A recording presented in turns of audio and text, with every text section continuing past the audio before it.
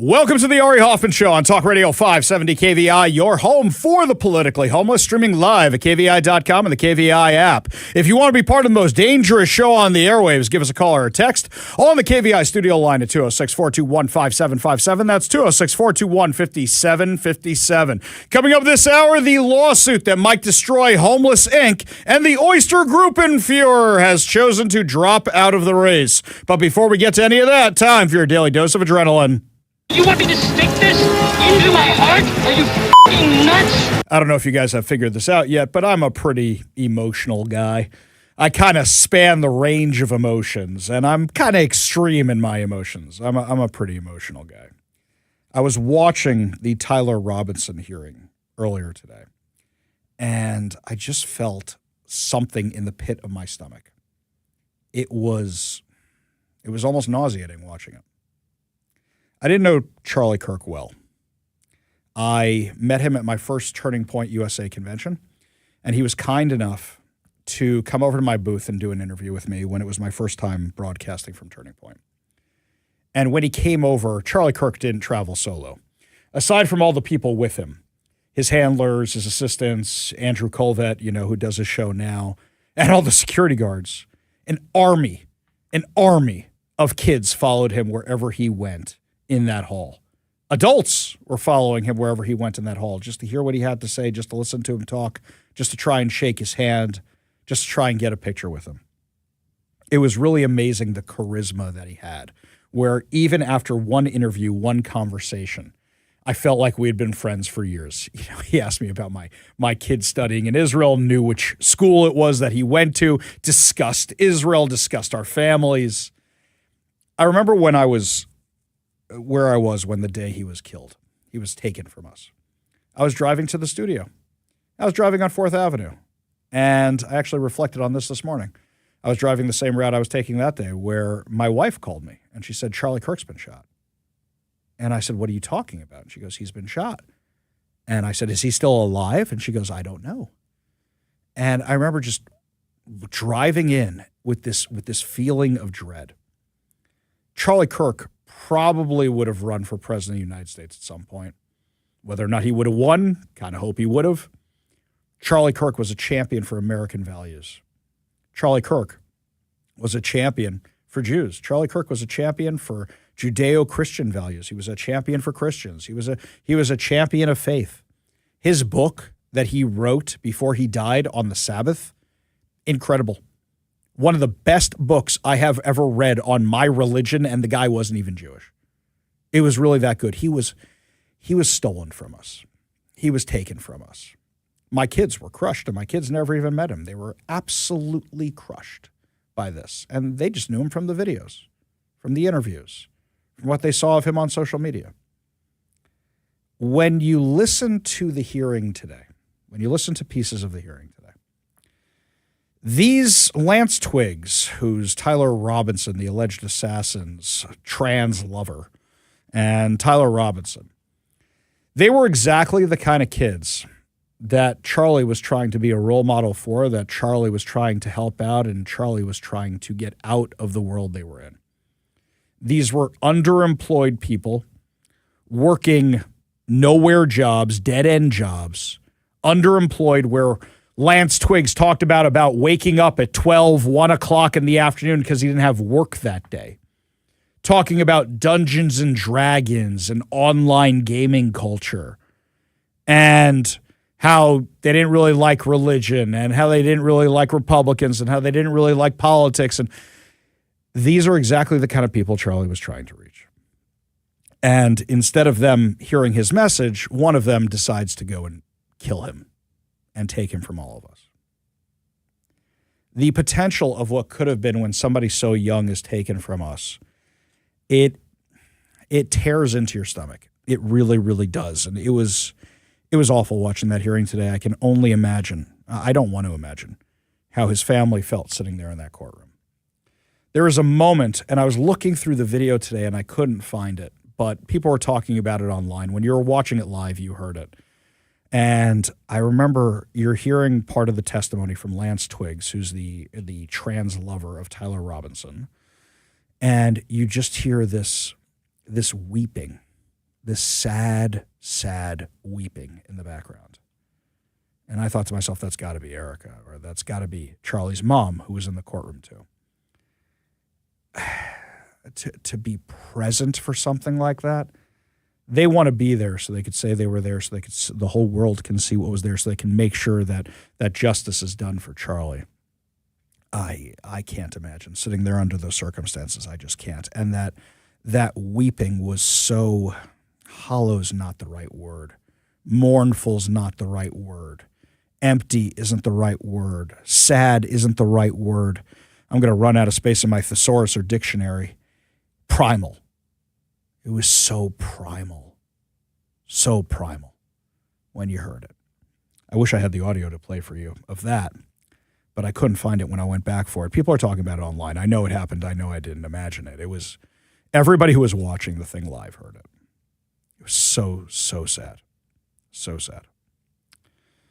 However, during the hearing today, and this isn't the trial, what this is it's a hearing to say, is there enough evidence to send this thing to trial? Normally, you do a day of this. You don't do a week of this.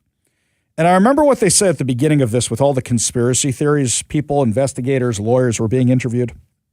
And they said if 90% of the evidence was thrown out, we would still have more than enough to convict Tyler Robinson.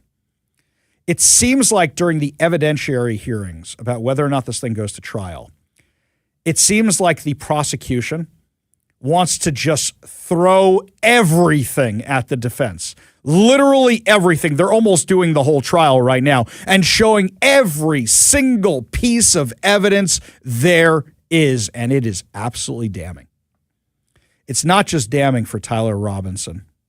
It's not just damning for Lance Twiggs, which now I understand why the guy signed or why he agreed to a plea deal where it was basically like he's not going to get prosecuted for any of this, why he turned state's evidence, because this is a mountain of charges that would be heading his way as an accomplice as well, that this destroyed all the Candace Owens, Tucker Carlson, Megyn Kelly conspiracy theories. Every single one of them was destroyed today. Now, yesterday when I was talking about this, before we heard Lance Twiggs' testimony, some people called in, I know about the gun, and I know about the bullets, and I know about this. Guys, if you're going to make those calls today, and you are welcome to do so if you want to argue that, you'd better be able to disprove whatever we heard in court today. That is the only condition I am making. You can call, you can discuss, you can argue with me. But I'm going to play for you some of this audio today.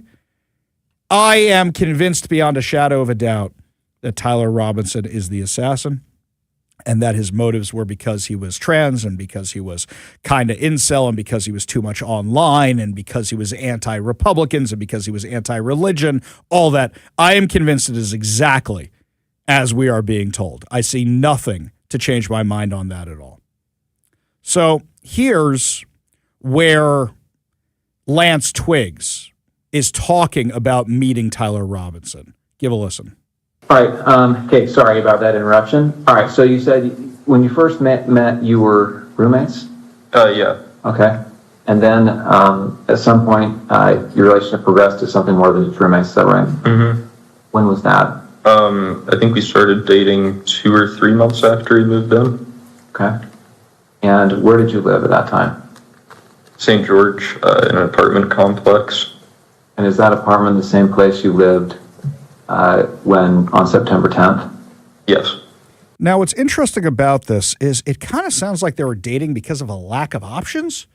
It kind of sounds like a weirdo relationship where, well, we do gaming together and we kind of share these interests together, so we might as well do the other stuff too. The whole thing was very, very odd. Also, the way they dressed up Lance Twiggs for this interview. This is a guy who identifies as a furry, and they tried to make him look as much like a male as they possibly could during this interview with police. What you are hearing is the interview he did with police after he signed the deal where he turned state's evidence. Continues from there. He asks you here, remember how I was engraving bullets? Was he engraving bullets before this? Yeah, I don't remember exactly when, but he had said he was planning to go hunting with his family. And he asked me for if we had a Dremel because he said he wanted to engrave messages on bullets.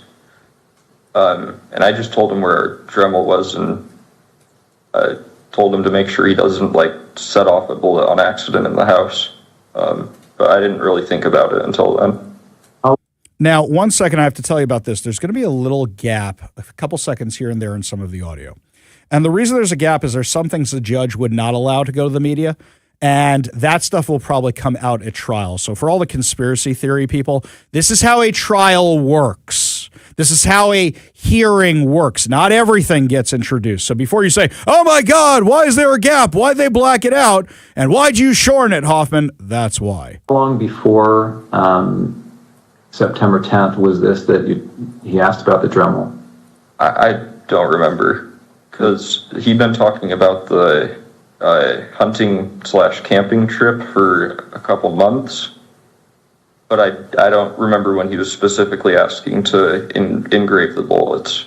So are we talking like a year before? Oh no, not that long. It would have been I'd say at most a month before this was when he was asking. So remember all the conspiracy theories? Oh, he didn't engrave the bullets. He didn't do it. That wasn't him. That was planted evidence. You literally have his boyfriend saying he was literally doing it in the kitchen of their house, in the living room of their house. This isn't texts. This isn't anything else. This is him admitting what was going on. You know the boyfriend's paid off too, don't you, Ari? Yeah, right. Right? You know, yeah. He's part of the whole conspiracy, the whole thing. Here's something else. Tyler Robinson was squirming in his seat while this was going on, right? Innocent people object. And now, mind you, his lawyer objected to the evidence being introduced. The defense is going to get their turn at this. They're going to get their turn to try and refute this, but so much stuff was introduced, including the text messages, including the timeline, including the DNA evidence, including the weapon, including the bullet, including the ballistics, that all they really get to go at them with. Here's an example. And I know we all watch too many courtroom dramas and we're used to Richard Gere or whoever it is fight Tom Cruise. Oh, no, we're going to get that thrown out and we're going to get that thrown out. No, evidence is evidence, and it's pretty hard to get evidence thrown out despite what you see on TV. The only thing they have left to go over is, did you follow police procedure in collecting the evidence? That's pretty much all the defense has. There is a mountain of evidence this guy wasn't really good at covering his tracks. What about Charlie Kirk? Did you ever talk about Charlie Kirk? I personally had never heard him talk about Charlie Kirk before specifically. Okay. How about political issues? So did you ever talk about gender identity issues and LGBTQ rights? No, not really. Usually if he did talk about politics stuff, it was relating to Trump or current policies being issued or voted on, I think. But yeah. Didn't like Trump, didn't like current policies. Is the picture becoming clearer now about this guy? Now, during the hearing, they also released a whole bunch of the text messages between these two. And literally in them, you have Tyler Robinson admitting what he did and telling Lance Twiggs what he did. And then Lance Twiggs testified that when in this deposition he gave to police, in this interview he gave to police, that later on Tyler Robinson was pacing around the apartment all nervous, regretting what he did, talking about turning himself in, and that's not via text message. Look, via text message, the conspiracy theorists could still say, somebody else typed that, somebody else planted that. They can literally, you have Lance Twiggs saying, Tyler Robinson was standing there and telling me he was going to turn himself in. The way that people like Candace Owens are spinning, trying to spin everything coming out of this, there's no spinning this. You lied. You lied for clicks. And the evidence disproves everything you say. You may have noticed Megyn Kelly in the last few days, if you're still paying attention to her, which I don't think anybody should, in the last few days, she's been saying how she's going to cover the trial and how she's going to make sure that justice is done and how she's looking at the evidence and she wants to. Okay, she's trying to redeem herself. She's trying to redeem herself because she's been backing Candace Owens this whole time. And she's probably seen her listenership drop off and her social media drop off because nobody takes her seriously anymore. Megyn Kelly goes, which way is the wind blowing? So now that the wind shows all this evidence, Megyn Kelly is very, very quickly starting to pivot over to, oh, I guess it was Tyler Robinson, and I guess this was the motivation. And when all this is over, it's not going to change the fact that Charlie was stolen from us. It's not going to change the fact that a once-in-a-generation mind, voice, personality was stolen from all of us. Ben Shapiro likes to tell the story about the first time he met Charlie Kirk, which was at a fundraiser where Charlie was a young kid trying to raise money for Turning Point USA. And Ben Shapiro turned to the person next to him and said, that kid's going to run the RNC one day. And he was 18 years old at the time. And it turns out that Charlie Kirk started his own RNC, which, when Charlie was still alive, was more impactful, was more powerful than the GOP. That's what it was. That Turning Point became such a monster in a good way, where kids want to spend their spring break, their winter break, going to a political convention, where kids wanted to meet politicians and want to become politically active, where somebody like Charlie helped deliver Arizona for President Trump in the 2024 elections, and God knows how many other places as well. He literally changed the course of history. And though the truth is all coming out now, and we're finding out that all these conspiracy people were just doing it for clicks, as our friend Matt Gilbert said yesterday, the clicks click, that's what it was. As I call them, the podcast first crew. It doesn't change the fact that Charlie was stolen from us. And also the people have been tormenting his family, tormenting his widow, tormenting his friends this whole time with insane conspiracy theories just to get the clicks. Shame on all of you. Shame on all of you who are doing that. This woman lost her husband, the children lost a father, parents lost a child. We lost a voice of a generation. People say anything for the clicks. Say anything for the clicks. I'm convinced beyond a shadow of a doubt that Tyler Robinson was the assassin. I have very few questions left. I have some technical questions about how, but this is overwhelming, completely overwhelming evidence. 253 texted in and said the scary thing is how many other Tyler Robinsons are out there and what we're supposed to do about it. And you know what? I don't think the left forcefully condemned Charlie Kirk's assassination enough. You remember how they all couched everything? Oh, well, nobody should be killed, but we didn't like his opinions, or he said hateful things. You remember all those comments? It was non-stop of those comments. When somebody commits violence, you say, no, that is wrong. And it seems like the left is only encouraging more and more violence, calling people Nazis, punch a Nazi, take out a Nazi, Antifa, do what you want. Let's go down the route of communism. Let's go down the route of this ideology that has killed millions of people throughout human history. Let's go out and do that. Dan Smith calls it Podcastistan. That's not bad either. I kind of like that one too. At the end of the day, it doesn't change the fact that a voice like Charlie's was stolen from us, and nobody can ever replace him. And the people who are attacking his widow show that they were never worthy enough to even call themselves his friends. Because how dare you? Just how dare you? And I hope Candace Owens gets her you-know-what sued into oblivion by the people that she has defamed. Because she was lying about everything for the clicks. And it is truly, truly shameful. We will keep covering the trial as more and more happens when the trial actually begins, but it looks like this thing's going to trial because there's too much evidence for it not to go to trial. And we'll cover what happens after that. Lots more to discuss locally when we come back, my friends, where Homeless Inc. might be taken down by a lawsuit. And if it is, it's going to rock Homeless Inc. across the country. We'll tell you what's going on when we come back. You're listening to the Ari Hoffman Show on Talk Radio 570 KVI.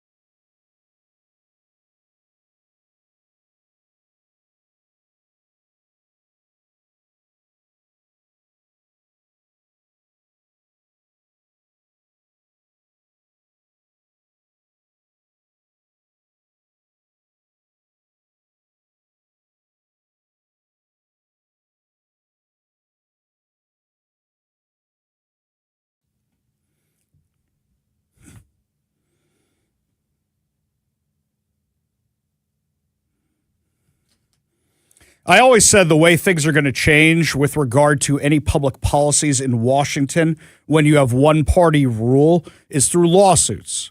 Unfortunately, they're very time-consuming. Unfortunately, they're very expensive. And unfortunately, they don't always shake out the way you want them. But if elections aren't going to solve anything, then lawsuits are the way to go. Now, the contrast between these next two stories is very entertaining to me. First of all, just this week, you had Gurmay Zahalai in King County celebrating the opening of a new homeless shelter. Now, you might remember this one. King County, under Dow Constantine, bought a La Quinta Inn out in Kirkland about 4 or 5 years ago. They didn't do anything with it this whole time. It was mostly empty, sitting there. I don't know if they had to do meth remediation. I think they had Afghan refugees in that thing for a little while, but it was basically just sitting there. Now, parents, business owners, residents, you name it, everybody objected to this thing being turned into a taxpayer-funded drug shelter because it's right near schools. It's literally right near preschools, day schools, high schools, businesses. It's smack dab in the middle of everything. And King County wants to turn it into a homeless shelter. Worse yet, who'd they pick to be the stewards of this? Not somebody like We Heart Seattle who knows what they're doing. Not somebody like the Salvation Army. Not somebody like Union Gospel Mission. Instead, who'd they pick? Plymouth Housing. Plymouth Housing. The ones where all of their locations have become magnets for 911 calls, violence, people getting killed, people getting assaulted, even one of their social workers. Do you remember when the Seattle City Council in 2020, during the George Floyd riot, said, let's defund the police and fund social workers instead? Literally, while they were having that vote, while they were having the vote to defund the police in favor of social workers, one of Plymouth Housing's social workers was stabbed to death by one of their homeless, mentally ill clients. This is Plymouth Housing. On top of that, Plymouth Housing was also posting anti-police messaging during the George Floyd riots. Why? Because they wanted the funding and because it's run by a whole bunch of woke leftist crazies. So now you have King County celebrating the opening of this new Housing First Failed model shelter, which they're going to be doing. This thing is right near Eastside Prep, Chestnut Montessori School, Cedar Crest Academy, Yarrow Bay Kinder Care. It's all right there. And they're putting a homeless shelter in the middle of it. Bravo. Well done, everybody. And you know it's going to be a low barrier one. You know they're not going to make these people get services or treatment or check them for warrants or anything else. So good job putting a ticking time bomb right in the middle of all those schools. Really, well done, everybody. So they have this big celebration about this. This is right on the heels of them saying, we're not going to disband the King County Regional Homeless Authority. We know that they've lost millions of dollars. I don't mean misspent. I mean actually lost. They misspent it too, but they actually lost it. No. You know what? We're going to give them another chance. They'll be more financially responsible in the future. In fact, we're going to appoint a person who's going to make sure they're financially responsible because we don't want our friends losing their six-figure paychecks. We want the grift to keep on going, and we don't want to lose the federal funding. And if we admit there's failure, we might lose our federal funding. So they continue with this. Well, then today, we find out that the family of Ina Kwan, do you remember Ina Kwan? Until 2023, Ina Kwan and her husband were driving in their Tesla, and they were stopped right across the street from the old CVS, which is right across the street from the movie theater on 4th Avenue. What's the Cinerama? Right there, right at that intersection. When some lunatic homeless guy comes up to the car, opens fire on the car, hits the husband, kills Ina Kwan. Ina Kwan was pregnant at the time. The baby dies as well. So this guy then runs off. How was he caught? Cameras! Oh, wait a minute. The cameras caught what happened, Katie Wilson. So this guy, Cordell Gooseby, was busted. Now the family of Ina Kwan is now suing the King County Regional Homeless Authority for wrongful death because the agency was providing case management services and housing to the gunman but allegedly did nothing to intervene when he begged for help as his mental health deteriorated, according to the lawsuit. In the weeks before she was murdered, Gooseby allegedly became increasingly threatening and aggressive, instigating fights with strangers and talking about shooting people. And they did nothing. Instead of alerting Seattle police or dedicated crisis responders to Gooseby's escalating mental health crisis, the agency's managers downplayed the danger Gooseby presented to the public and, quote, buried their head in the sand. He was in the care of the King County Regional Homeless Authority. That's who was responsible for this. And if that last line doesn't sum up the King County Regional Homeless Authority, I don't know what does. Buried their head in the sand. They don't want to deal with the fact that when they open these shelters and they're a low barrier, people bring their drugs in and have episodes and have overdoses and die. They don't want to discuss how they let anybody in, whether they have a felony warrant or not, because they don't do any background checks. They don't want to discuss if they're illegal aliens or running drug-running operations, or the fact that some of these shacks have been turned into gas chambers for injecting yourself, and they actually pay the staff to watch over people killing themselves. They don't want to discuss any of that. They don't want to discuss that you can bring weapons into these places and kids and pets. They don't want to discuss that these little shacks, they want to put their own relatives in, but they're more than happy to warehouse these individuals who cannot take care of themselves and just leave them to their own devices and assume everything's going to be fine. I hope Ina Kwan's family wins City Hall. I hope that's what they're suing for. I hope the damages include the building. I hope it includes King County's offices. This organization, the King County Regional Homeless Authority, needs to be shut down. It is irredeemable. There is no way to fix it. Oh, we'll just be more accountable. No, that's because you're afraid of losing your money. That's really why. And afraid of losing the salary for your friends who helped get you elected. It needs to be shut down. And it might be a lawsuit like this that actually does something about it. When we come back, my friends, the Oystergruppenführer, Graham Plattner, is now dropping out of the race after his campaign imploded. Tell you what's going on, the Democrat reaction. We come back. You're listening to the Ari Hoffman Show on Talk Radio 570 KVI.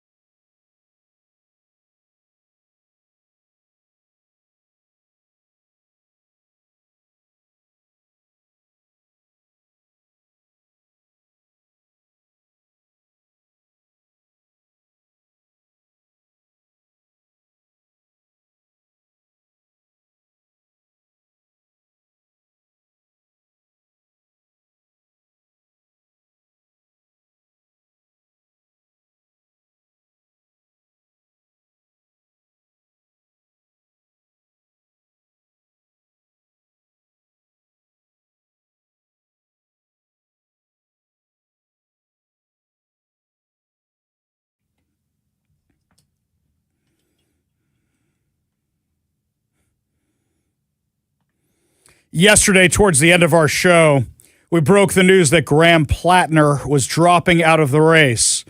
Who would have thought that the guy with the Nazi tattoo and rape allegations, who also talked about raping people who broke into his house, but not in a gay way, would be a bad candidate? I did not see that coming. Thank you. Thank you. All right. Yeah, Kevin's like giving me that. Yeah, okay, we've heard that joke before, Hoffman. Anywho, Graham Plattner, what do you think the Democrats offered him? What do you think they offered him? So I said to myself, I wonder if they're offering him like immunity from prosecution. Because you don't need any of the victims to come forward. You've got statements, you've got testimony, you've got all that. An ambitious DA can seek prosecution of Graham Plattner for some of these things, assuming statute of limitations hasn't passed with regard to local laws. And I looked up and I go, district attorney's a Republican. So I don't think they offered him that. What do you think they offered Graham Plattner to drop out of the race? Because you have to understand something. By July 13th, that guy's name is on the ballot no matter what. So by him announcing now that he's dropping out of the race, the Democrats have enough time to select somebody, not elect somebody, to fill his position to go head-to-head with Susan Collins in the main Senate race, because that's what Democrats do now, ever since Joe Biden. It's not that Graham Plattner had all these controversies. It's that his fundraising dried up and they thought he couldn't win. And they thought he couldn't win. That's why they got rid of him. They defended him through the Nazi tattoo. They defended him through the rape allegations. They defended him through the comments online. They defended him through everything. Until there were more rape allegations? No. It was because they realized his fundraising had dried up. Because they realized that his polling was going down. Because they realized that Susan Collins, who's the incumbent Republican, generally outperforms polling. And it was too close in the margin of error for them. So they wanted to get rid of them. Now, I don't really like Graham Plattner. I don't think anybody with common sense likes Graham Plattner. And I don't really care what he has to say. But the Oystergruppenführer did a video. He did an 11-minute video. I am not playing 11 minutes for you. But the beginning of it, I was kind of chuckling at parts of it, not because he's funny, but because of what happened. Give a listen. Hey, everyone. It's Graham Plattner here. I think as many of you know, over the past couple days, I have faced some very serious allegations. And Looks I just like want a to make walrus. it clear. This is all false. The things that have been claimed did not happen. It's not real.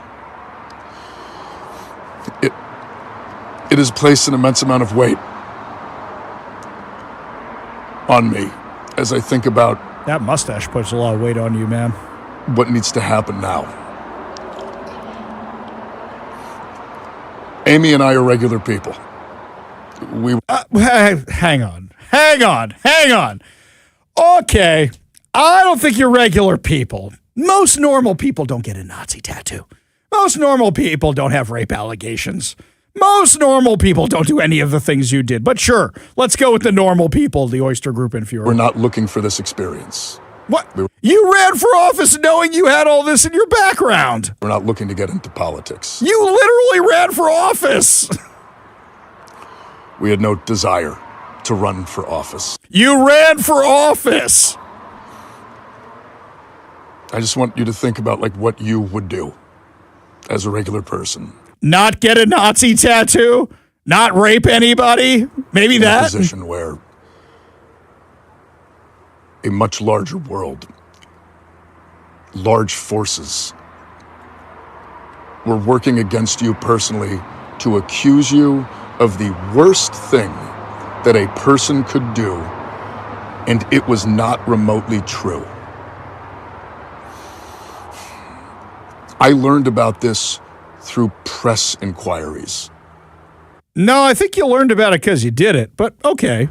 With no time to truly respond, no time for investigations before a corporate media system and the political establishment got to act as judge, jury, and executioner. So why are you dropping out of the race? Why are you dropping out of the race? You got time for an investigation. You got time to exonerate yourself. Why are you dropping out of the race? Accusations are supposed to be the beginning of things, not the end. So why are you dropping out of the race? If you think you are innocent, from now on, it's Graham Plattner the rapist. It's Graham Plattner the Nazi. That's how you ended everything. You did not exonerate yourself. So why are you dropping out? I think it's really important to understand why this is happening in the timeline, why this is happening right now. Much like October, when the first attack started, much like the news that was created the week before the primary, there is a reason that this is happening now. I only have until July 13th until I am officially the nominee. This was the last week to try to get me off of the ballot. And that's why this is occurring. You didn't have to agree. You could have said 150,000 people in Maine voted for me, and I'm going to respect the people's wishes, and I'm going to go forward with this campaign. Instead, you're dropping out. Why are you dropping out? If you didn't do it, why are you dropping out? That's my question.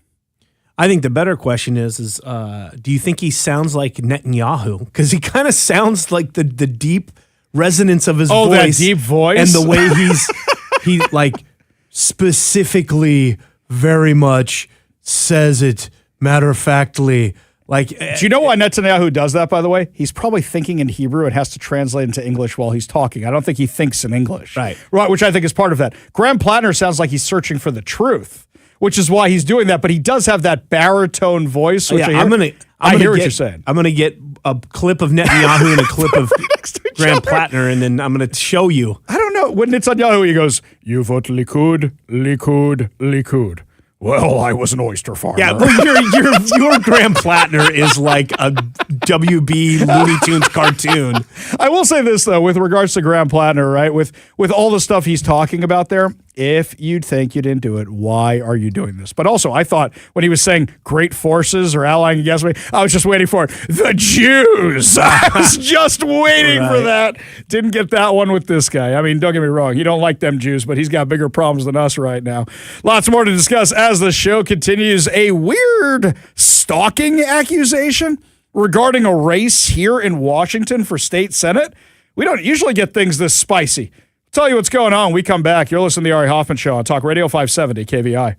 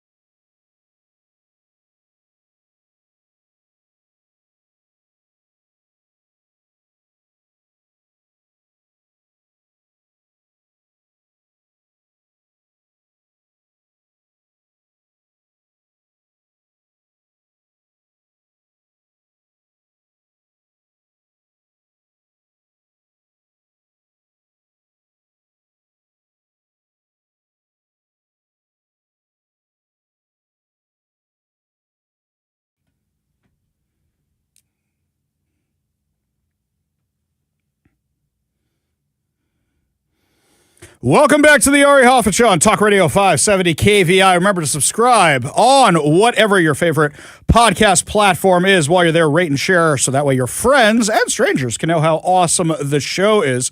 Also, a reminder to head on over to KVI.com. You can see articles a day before we even do them on the show. Plus, you can sign up to become a KVI insider, find out about contests and events like our contest that's coming up at 4 o'clock with your chance to take the trip or keep the cash. This week, we're giving away your choice between $3,000 cold hard cash and a trip to the Big Apple, the city that never sleeps, New York City. That is coming up at 4 o'clock today.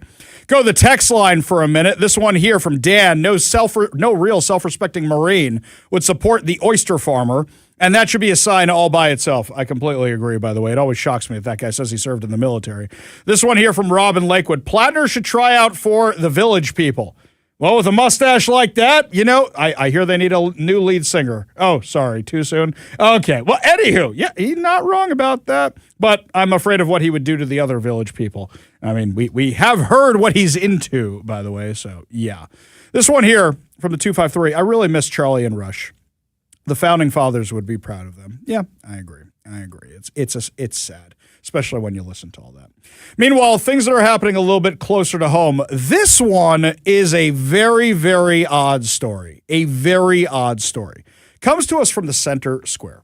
Kennewick School Board President Gabe Galbraith and one of his campaign staffers have been named in an investigation as police say they coordinated efforts to monitor, photograph, and deceive Galbraith's political opponent in the 8th District Senate race.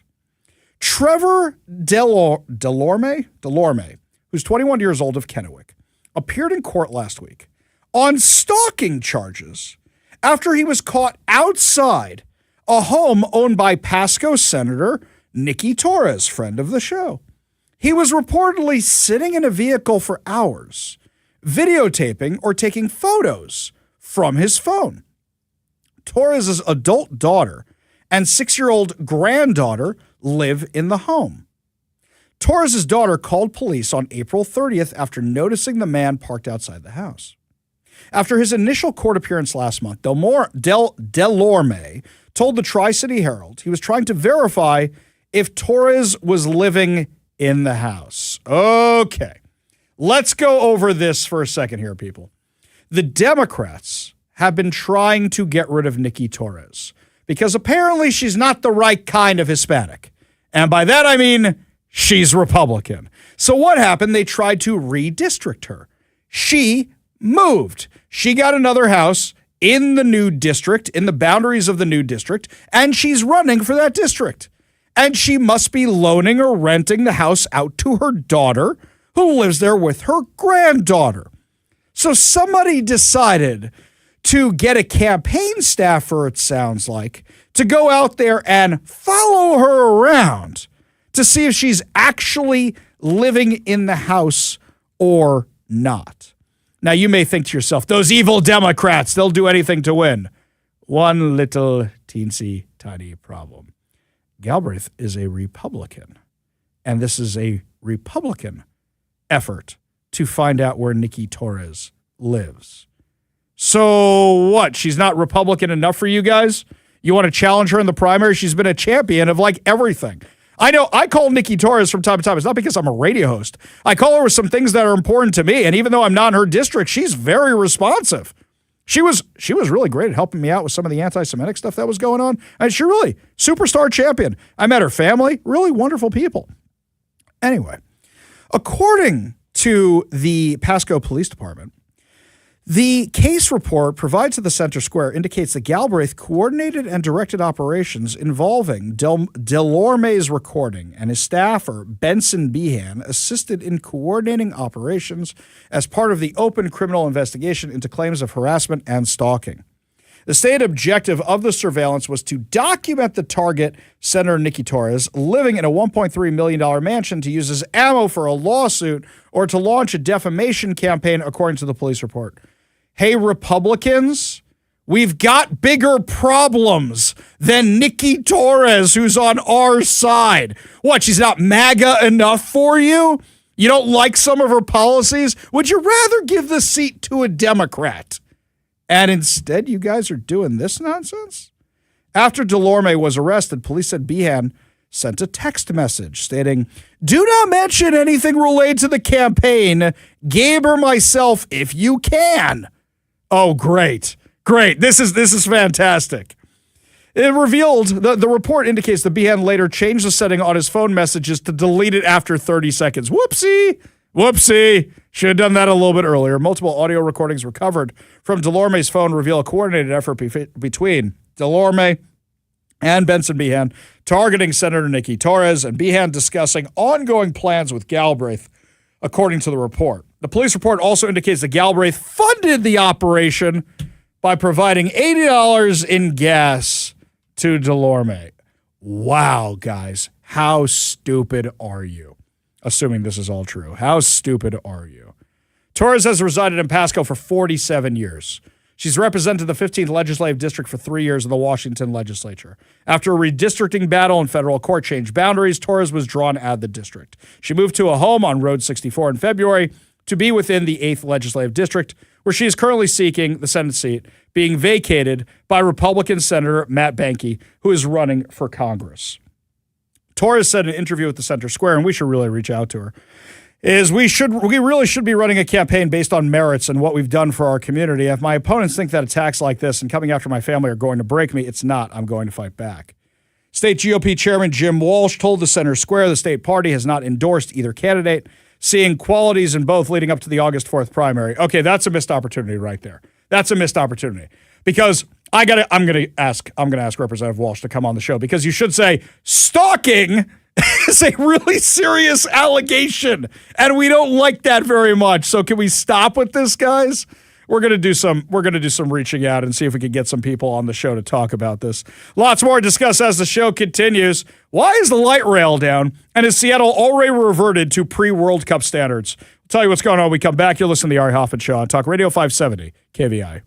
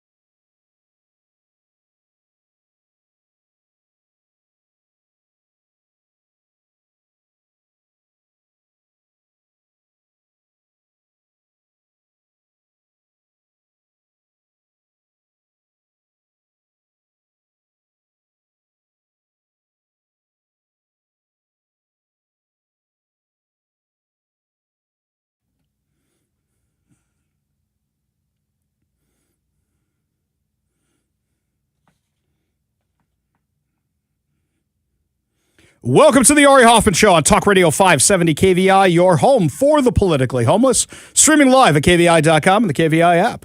If you want to be part of the most dangerous show on the airwaves, call or text the KVI studio line at 206-421-5757. That's 206-421-5757. Coming up this hour, the Department of Justice threatened Steve Hobbs, Turd Ferguson, and Nick Brown over the voter rolls. But before we get to any of that, my friends, it is your chance to take the trip or keep the cash. That's right, my friends. Today, we are giving away your choice of a trip to New York City, the Big Apple. Go see a show on Broadway. I'm sure there's a lot of great stuff included in that trip. Or $3,000 in cold hard cash. Now, all you have to do is text the word I give you to the number I give you for your chance to win. Today's word is sing, as in you can sing along with your favorite show tunes on Broadway. As in, if you go to Times Square, you might see the Naked Cowboy sing. As in, if you go to Madison Square Garden, you might see somebody sing during a concert. Text the word sing, S-I-N-G, to 206-421-5757. That's 206-421-5757. I'd like to thank our in-house Pink Floyd cover band for joining us today to sing the song that is a theme song for our Take the Trip or Keep the Cash. Thank you very much, guys. Do appreciate that. Well, last night, this video came out from our friends over at Como News. Jeremy Harris got a copy of this, and this is something. So there is a guy in a neon vest walking across the West Seattle Bridge. And as he's walking across the West Seattle Bridge, his arms are filled with cables. And you go, well, it's just a guy in a neon vest. But you look closer and he's not wearing coveralls. He's just wearing the neon vest.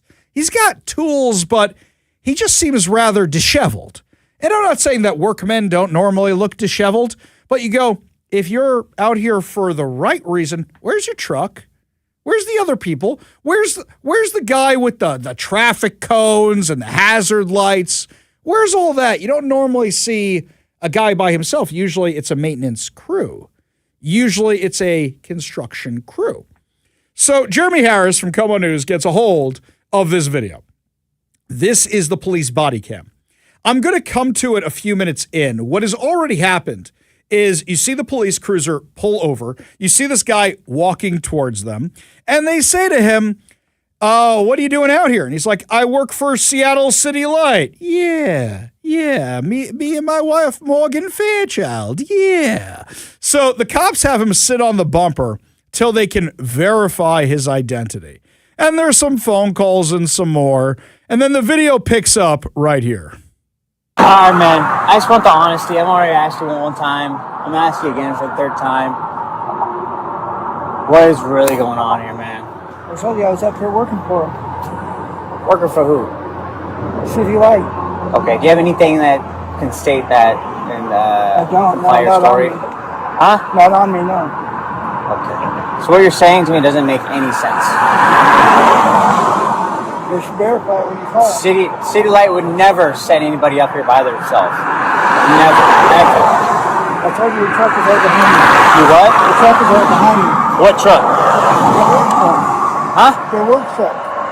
Whose work truck? City Light. No, man. Right now you're under arrest, okay? Go one step forward, okay? You don't even call and verify? I did. You didn't? Well, if they come back and say that you have, I can make it clearly under arrest. But I don't believe your story. I think you're lying. And we'll go from there. And they arrested him on the spot. Turns out he wasn't working for Seattle City Light. Turns out he was a guy stealing the copper wiring. This guy is carrying so much wiring. It's about $5,000 worth of wiring that he stole, but he caused over $100,000 worth of damage. $100,000 worth of damage by stealing this kind of stuff. Our infrastructure is susceptible to this kind of stuff. So then today, of course, we find out that Sound Transit isn't running, that both lines are disrupted between certain stations, and that they had to bring in King County Metro to replace the service. Now we have this video that everybody in Seattle saw last night. We know what has happened with Sound Transit in the past, where thieves have stolen the copper wire and actually shut down our transportation system.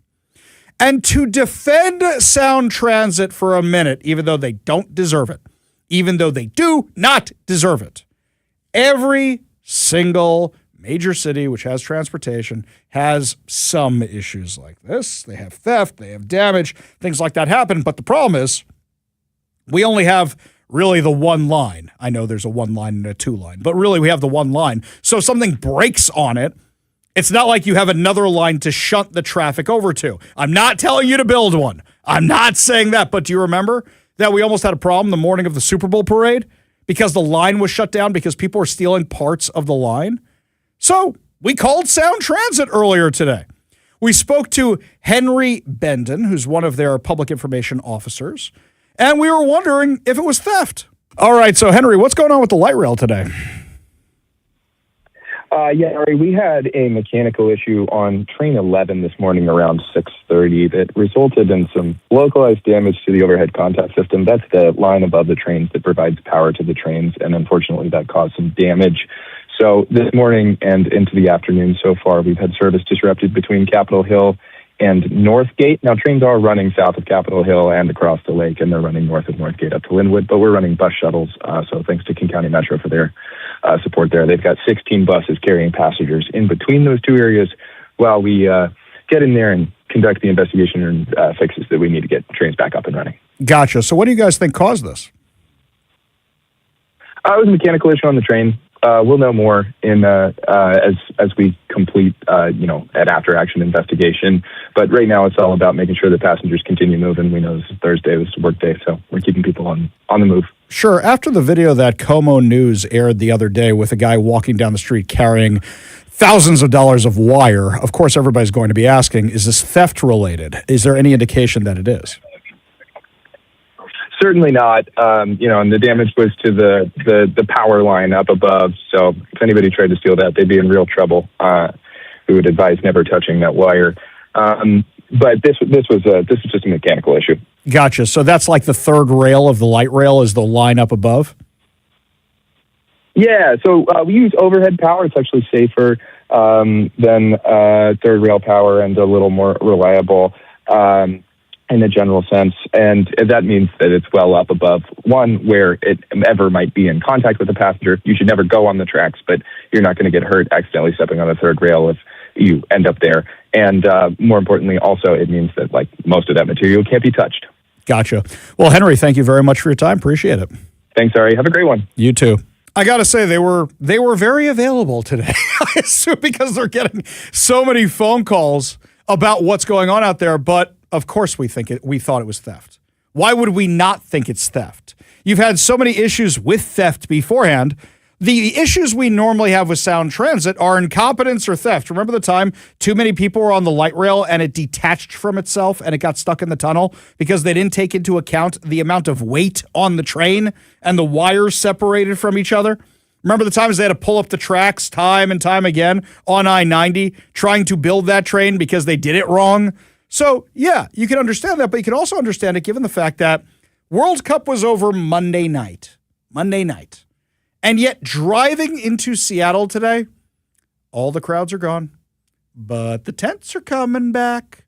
So I noticed this. Because I'm driving down 4th Avenue today, as I mentioned earlier in the show. What's off to my right? A whole bunch of tents that they haven't cleared since the Pride Parade. Those suckers are still there, and in fact, now the encampment is growing. And then I make that left past Como Plaza, and I'm going past Seattle Center, and what's over there on my left across from Seattle Center? 3 or 4 tents with a couple of dudes sitting there. The way I know we have totally reverted back to Seattle is when I see the half-naked guy in front of the 7-Eleven across from Como Plaza, who I have seen more of his butt crack than I ever wanted to in my life. No matter if it's cold or hot outside, that man's butt crack is showing. I wonder when he's going to come back. Last night, one of our amazing listeners sent me some pictures of 3rd Avenue between Pike and Pine. Remember how last week we were all so excited that McStabby's opened their lobby again and you could go inside and everybody was so happy? I was going to say, do we know if that's open anymore? Well, I don't know about McStabby's, but I actually did send out a request for comment to McDonald's to see if they have closed it or reopened or what the story is. Hey, Kevin, you want to take your life in your hands and we'll go? I'll get a Coke and you can get a cheeseburger or something? I'll get some chicken McNuggets or something. You'll get some McNuggets? Okay, Let's so do it. You want to just do this tomorrow? Tomorrow we'll go on a quick lunch run to McStabby's. Sure. I'll just get a Coke, right? And you get your chicken nuggets and we'll see if it's open or not. Let's do it. Social media gold. That's what we're going to do. We're going to go do this. Okay, so we'll go to McStabby's. I'll bring my gun. We'll go. I'll bring my bulletproof vest. I'll bring all my tactical gear. It'll be great. You don't need. You got me. I got You're you. Fine. I'm fine. Right. Kevin does kickboxing and stuff. He does mixed martial arts. I'll be fine. Yes, the little Jewish guy. I'm relying on you, man. So we'll go down to McStabby's and we'll see if their lobby's still open. But you look around to 3rd between Pike and Pine, and the picture somebody sent me, I haven't been down there yet myself. Looks like it did right before the games. Looks like it did. You got the same Fetty fold. You got all the zombies down there. Wow, how quickly we return to form. Now, Jonathan Cho was out in Chinatown documenting what's going on in the International District on 12th and Jackson, and he says the cops were out there making arrests the other day. Now, as much as I want to say, oh my God, Katie Wilson actually doing her job, actually following through, I don't believe it. And the reason I don't believe it is because after we did that video before the World Cup, showing how bad it was in the International District, she sent out a cop also. One time. That was it. And then she sent more homeless people and more homeless people and more homeless people and more homeless people. So do you really think that Katie Wilson is doing a sweep? Now, one of the safety groups out there has decided that they're going to clean up. This was a South Precinct's public safety meeting. According to Jonathan Cho, they announced that they're going to be cleaning out Dr. Jose Rizal Park. That's the one we went through where, according to Cho, the Honduran gangs are operating in it. So they say they're going to clean it out. Jonathan Cho decided to hop by and see if they had cleaned it out. They hadn't yet, and he found all the addicts still there and decided to have a conversation with them about what they think about the park being closed. If you want any kind of information on the open-air drug market, you should probably confront the government rather than the government's victims. Okay. I'll pass it along to Seattle Mayor Katie Wilson. Is that a credit card reader? Yeah. Hilarious. I just want to let you guys know the city announced they're going to shut the place down. All right, cool. Any reaction? Yeah, can you go away? Okay. What's up, girl? Yeah, it's a public. The city says it's shutting down Lewis Park due to all the open-air drug use. They're going to shut down the public. Yeah. In order to record anybody, you have to have signed approval. Yeah, that's right. Signed consent. It's just like if you record. It's all good. If you record video and this goes happen, It's going to happen pretty soon. I just got info from the public safety meeting. Has the city come by to offer any outreach services or addiction treatment services? Not in this area. I mean, I know they used to go to the 10 cities and the camps around the area to offer their services. You can go to Lakeside Milam in Kirkland right now for free. For 30 days. Yeah. Would you go? No. Why? Well, what's 30 days going to do? You need 6 months to a year. Without that 6 months to a year, your brain's not rewiring itself. The real struggle is going to be getting the people to actually want to go. And, you know, this has been people's lives. They've lived like this for a long time. And most of them haven't had regular jobs in the community. So it seems like you're saying people are going to have to be required to go into treatment. Pretty much. Okay. So it doesn't sound like anybody there is actually going into treatment, does it? It sounds like they're just going to find the next closest park. Okay, so they're going to rehab this park. I'm sure it'll look great. And then all the homeless people move out to a different park. All the addicts move out to a different park. And then they're going to reopen the park and everybody comes back? Because that's kind of the MO around here. Don't worry, guys. Don't worry. I have a solution, okay? If you are mad about this and you want to protest the city clearing out, you know what we have right here? I don't know if you can hear it in the background. We found this. We did not steal it, I promise. We have one of the signs one of the designated protest zone signs from the World Cup. All the evidence left that the World Cup was here with the Seattle Police logo on the... We just found these as we were leaving.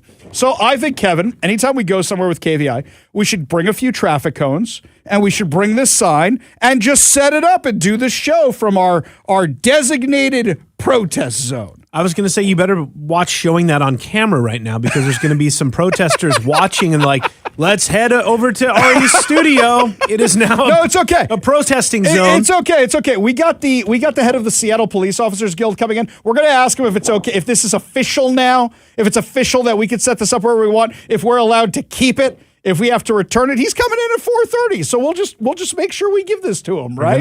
We're gonna have protesters knocking on the door right outside the kitchen here. You know it. That wouldn't surprise me at all. I saw it on Hoffman's live stream. He says his studio is a protest zone. And look, it's got the Seattle Police Department logo on it. We go to the KVI studio line. Take a call from John. John, what's up, man? Oh, I wish you wouldn't have mentioned Third and Pine. Anyway, it's Como News. It's got Kwan and a guy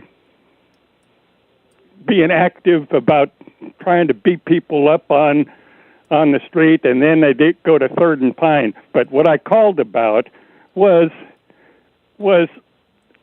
back in, I think it was 2016, we had two guys that were running for state office, and I think they would have won, except they went ahead and volunteered that they didn't like Trump. And, from there, then they people started a deal about real Republicans, and I got mail from those guys. Well, every once in a while I see them on TV, but got mail from those guys for the longest time. Then the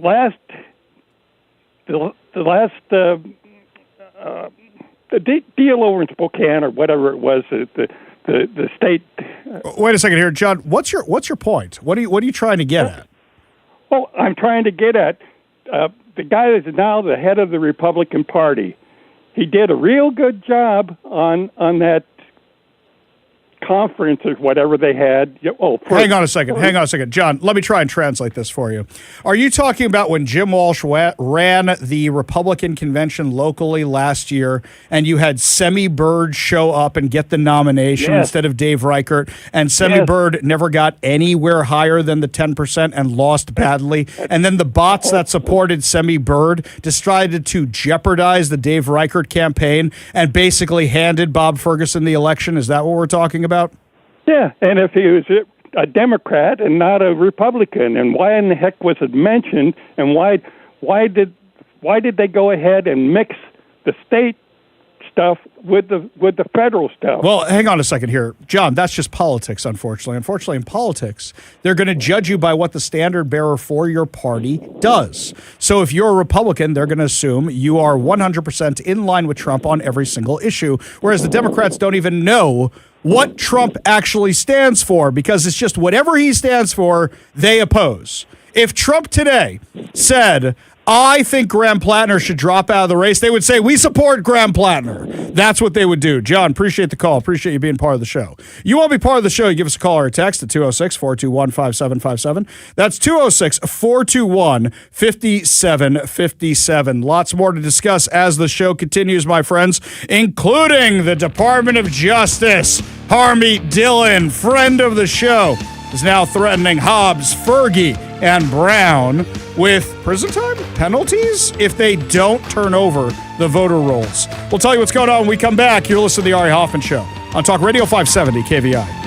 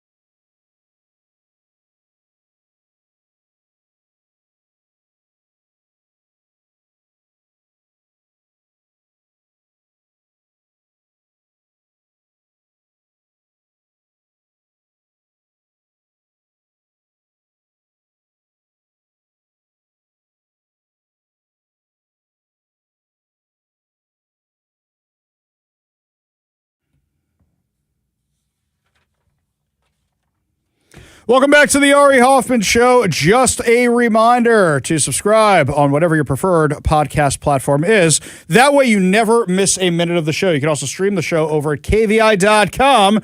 And if you want to see that beautiful designated protest zone sign that we found from the Seattle Police Department, remember, you can always watch the show over at Facebook, YouTube, over on the X and Rumble. Now, switching gears for a minute here, this is a kind of fun story because I love when the feds take on Washington State. We know that Washington State has been refusing to turn over the voter rolls. So the Department of Justice sent Washington Secretary of State Steve Hobbs a new letter warning state and local officials that they could face criminal liability if they knowingly retain non-citizens on voter rolls or facilitate illegal ballots.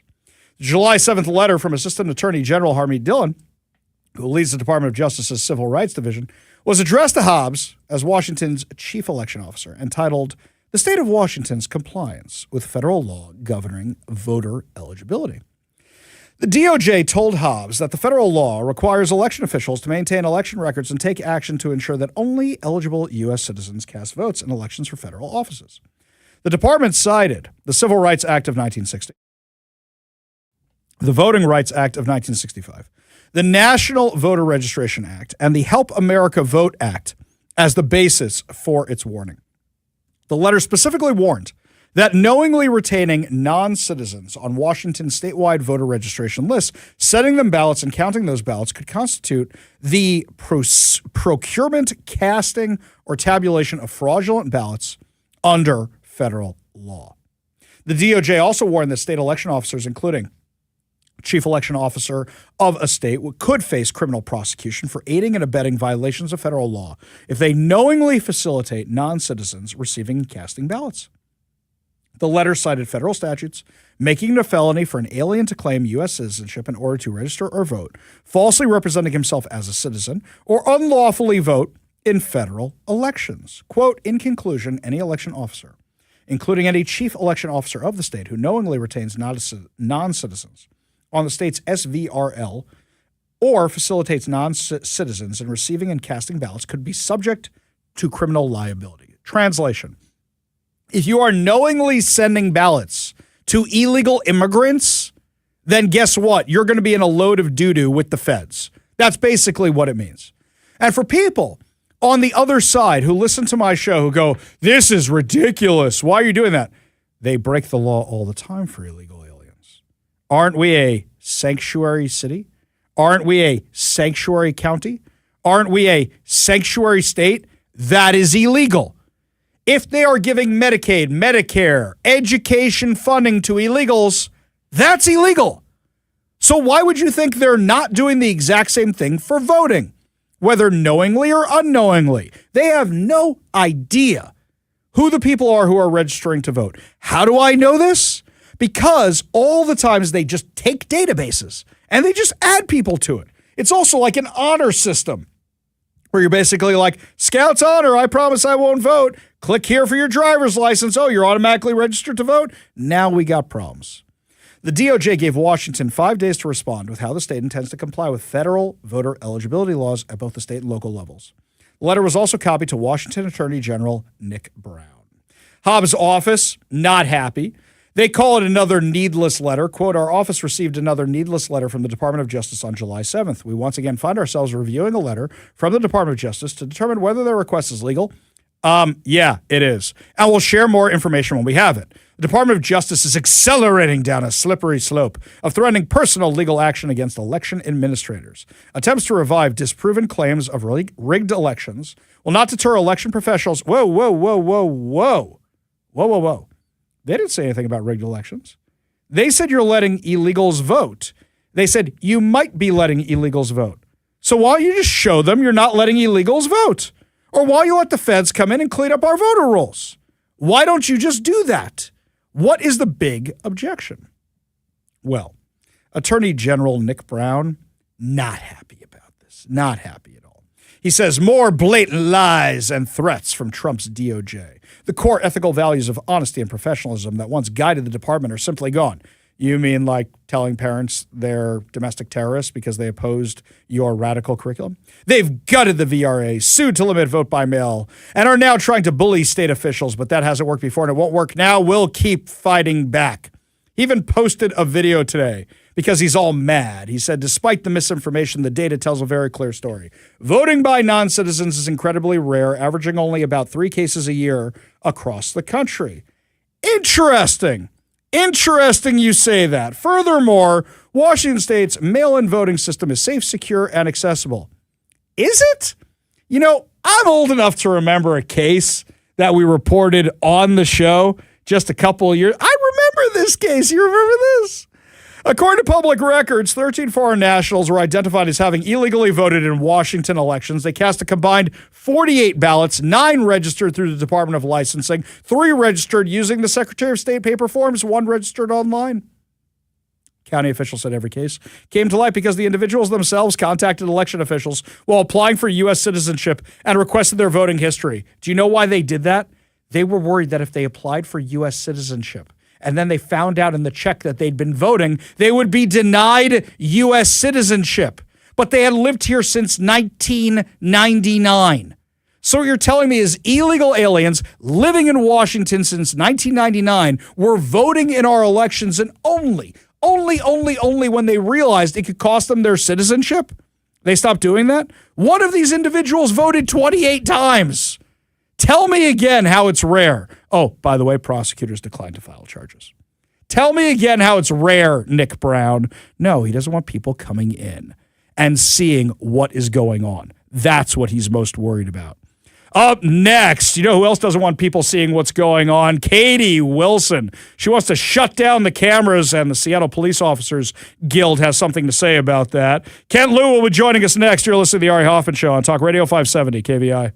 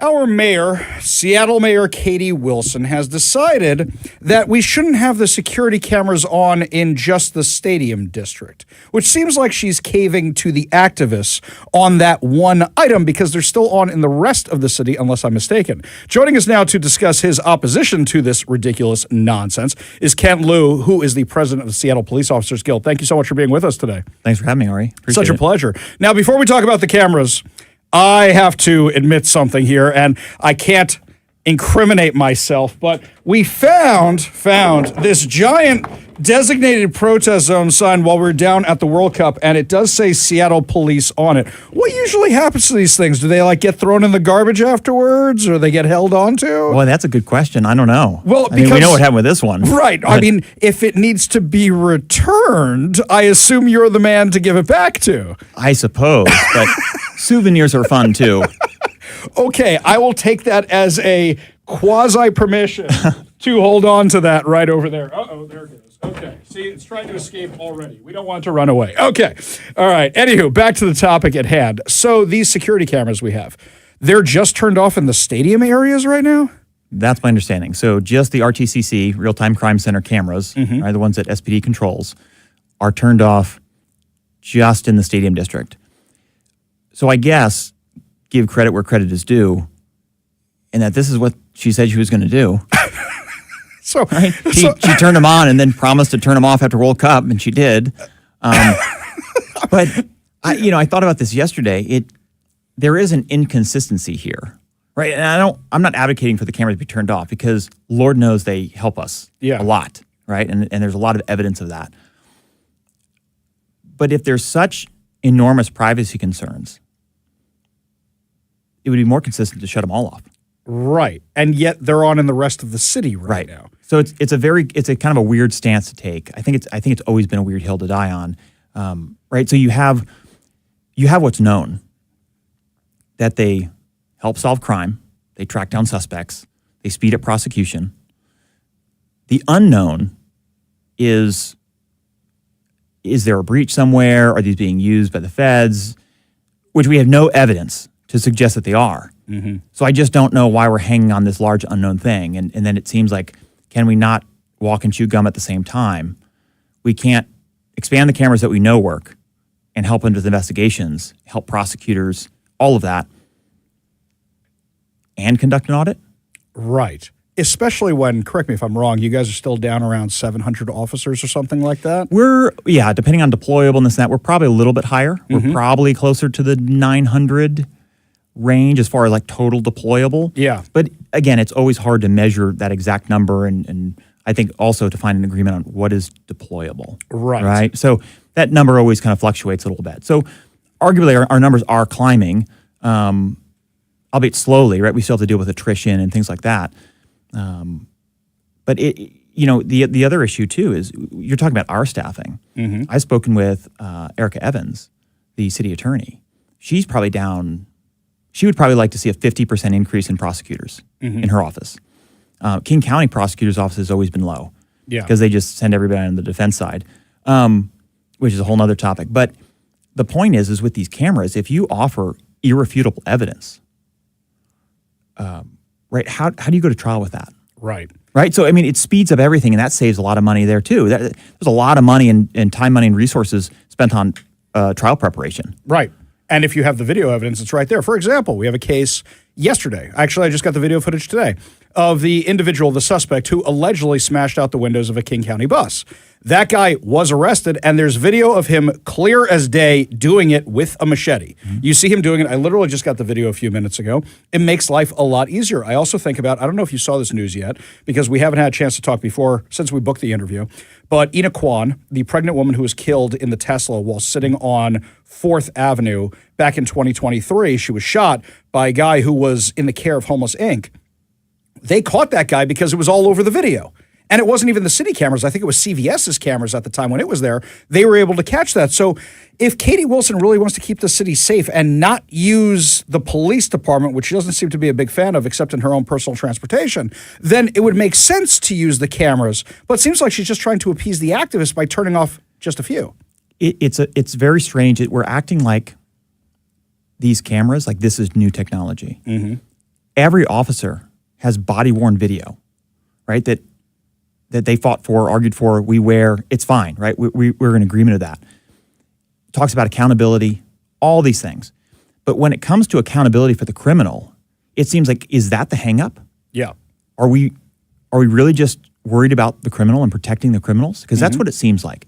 Speaking about the King County bus, all of them have cameras. Yeah. Right? We're making this privacy argument, yet toll cameras, red light cameras, speed cameras, none of those are being removed because they generate revenue. Right. Right? We're yelling about privacy as I carry around my iPhone and I log into it with it taking a picture of me. Yeah. Right? Like the idea of privacy is much looser nowadays, right? Not to say it's not important, but we're also talking about cameras that are in a public street, public setting. You're out in public. But also your first point, I think, is actually the most powerful one. The one that they said, they fought for every cop to have the body cameras. And the police department didn't really resist that so much because it protects the officer and it protects everybody. So the fact that they fought so hard to get the body cameras, but then are objecting to these cameras seems very contradictory, doesn't it? Well, it does. But when you look at the issue, you're saying, okay, again, what I'm really ultimately advocating for is accountability to be a two-way street, right? So all I'm hearing about for years, police accountability. Cool. I would like accountability for the criminals too. Can we not have that? Right. Right? So we got the body-worn video, which again, we didn't object to. It's fine. But then what we started noticing is that defense attorneys were trying to get it thrown out because it paints their client in a bad light. Right? So why is it not a two-way street? I don't think they really thought that through when they asked for the body cameras. Oh, we want police accountability. Yeah, but it's also going to show everything about a suspect when they're being apprehended. Every word that they said, everything is going to be there. I mean, literally today we're watching the hearing for the Charlie Kirk assassination trial, and you're seeing video footage and video footage and video footage, and that is basically convicting this guy in the court of public opinion even before the trial even begins. So I don't really think they thought that out. So we're talking with Kent Liu, who's the president of the Seattle Police Officers Guild. Have you had any conversations with the mayor's office about this since it happened or beforehand? Well, I've had some meetings with some people in the mayor's office, yeah. I think it's been a little different tone since we've had this back and forth, our little spat. But it's fine. Again, I don't have any personal issues with her at all. Right? SPOG is going to be critical of decisions that she makes within the public safety realm. Sure. As is our right. That's our lane, and we'll stay in there. So yeah, it's been interesting. Again, I just wish that there was kind of a middle ground. I think that Katie Wilson leaving a little bit of her base could actually probably pivot and maybe gain more. Yeah. Right? By kind of being a little bit middle of the road. I don't think the cameras here are that controversial. And again, to your point, some are on, some are off. So when you take down the stadium cameras after the World Cup, it seems that you are just appealing to your base. Right. Right? Not the general public. And I think the bigger thing is you're the mayor of this entire city, not just your base. Yeah. Right? So, right, the stadium districts, we still have stadiums down there. We still have large events. In a few months, right, we're going to have Seahawks back. Yep. Right? Mariners are playing. I mean, there's a lot of stuff going on there, concerts. And if, God forbid, something happens, people are going to go, where's the video? Oh, wait, there's no video because she turned them off. Actually, that reminds me of something before we let you go. The mayor said there were general but credible threats. And then I noticed that when she turned the cameras off, she didn't address those threats at all. We've heard about these general but credible threats. Do you know what they were? Have you heard anything aside from that about them? Because that was the first and last we heard of them. Maybe it's just the World Cup, which we've known for 2 years. That a big sporting event might be a terror attack? Right. Yeah. There's going to be hundreds of thousands of people coming to watch these games. Yeah. That was probably, credible, right? I don't know. I don't know that there was anything specific other than World Cup. I think that was kind of probably just a way to maybe save face a little bit. At the same time, I mean, if you're working with the feds and this and that, how are they not going to say that there's no credible threats? Right. For when 1 million people are going to be coming into your city, right, on maybe 6 different days or whatever the numbers really were. It's very interesting. But yeah, to the camera point, which I don't think a lot of people understand, King County recently just prosecuted a case, and they received guilty verdicts just solely based on camera evidence. Yeah. Right? So here we had a DV victim who was too scared to come forward. And they were actually able to prosecute that case without the victim.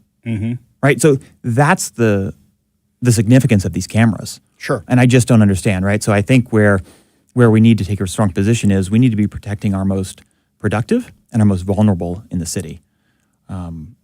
Such as businesses and things like that, right? We need a diverse tax base, revenue. We need all these things together. And it just seems like, why are we, this pivot on the cameras, it just seems like, why are you protecting the criminals? Yep. I completely agree.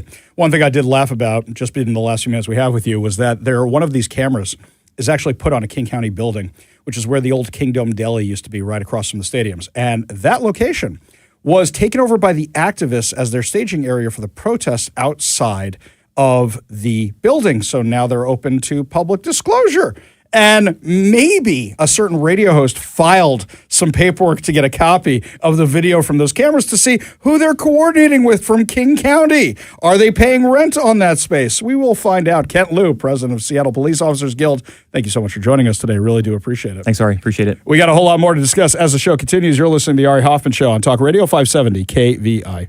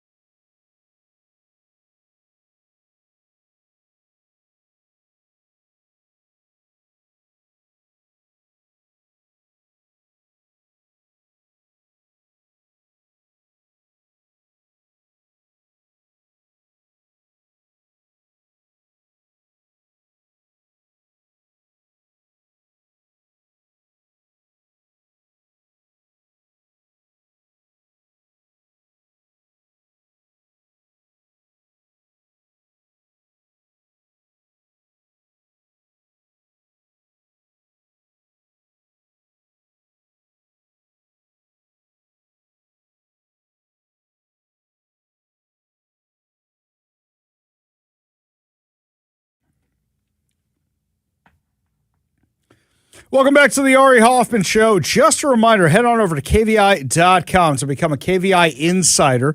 That way you find out about all our contests and events. And plus you find out some other goodies as well through our emails. And we don't sell our lists. We don't give out our lists. We will not spam you, we promise. So head on over to KVI.com right now to become a KVI insider. I never use the social media website Nextdoor. I really don't. I haven't used it probably since I ran for office. But I still get the emails, and I always open the emails because you never know what they're complaining about, and sometimes there's good content for the show. Sometimes I can make fun of the Karens on there or whatever it is. So I opened one yesterday. And what does it say? It's talking about the millionaire tax.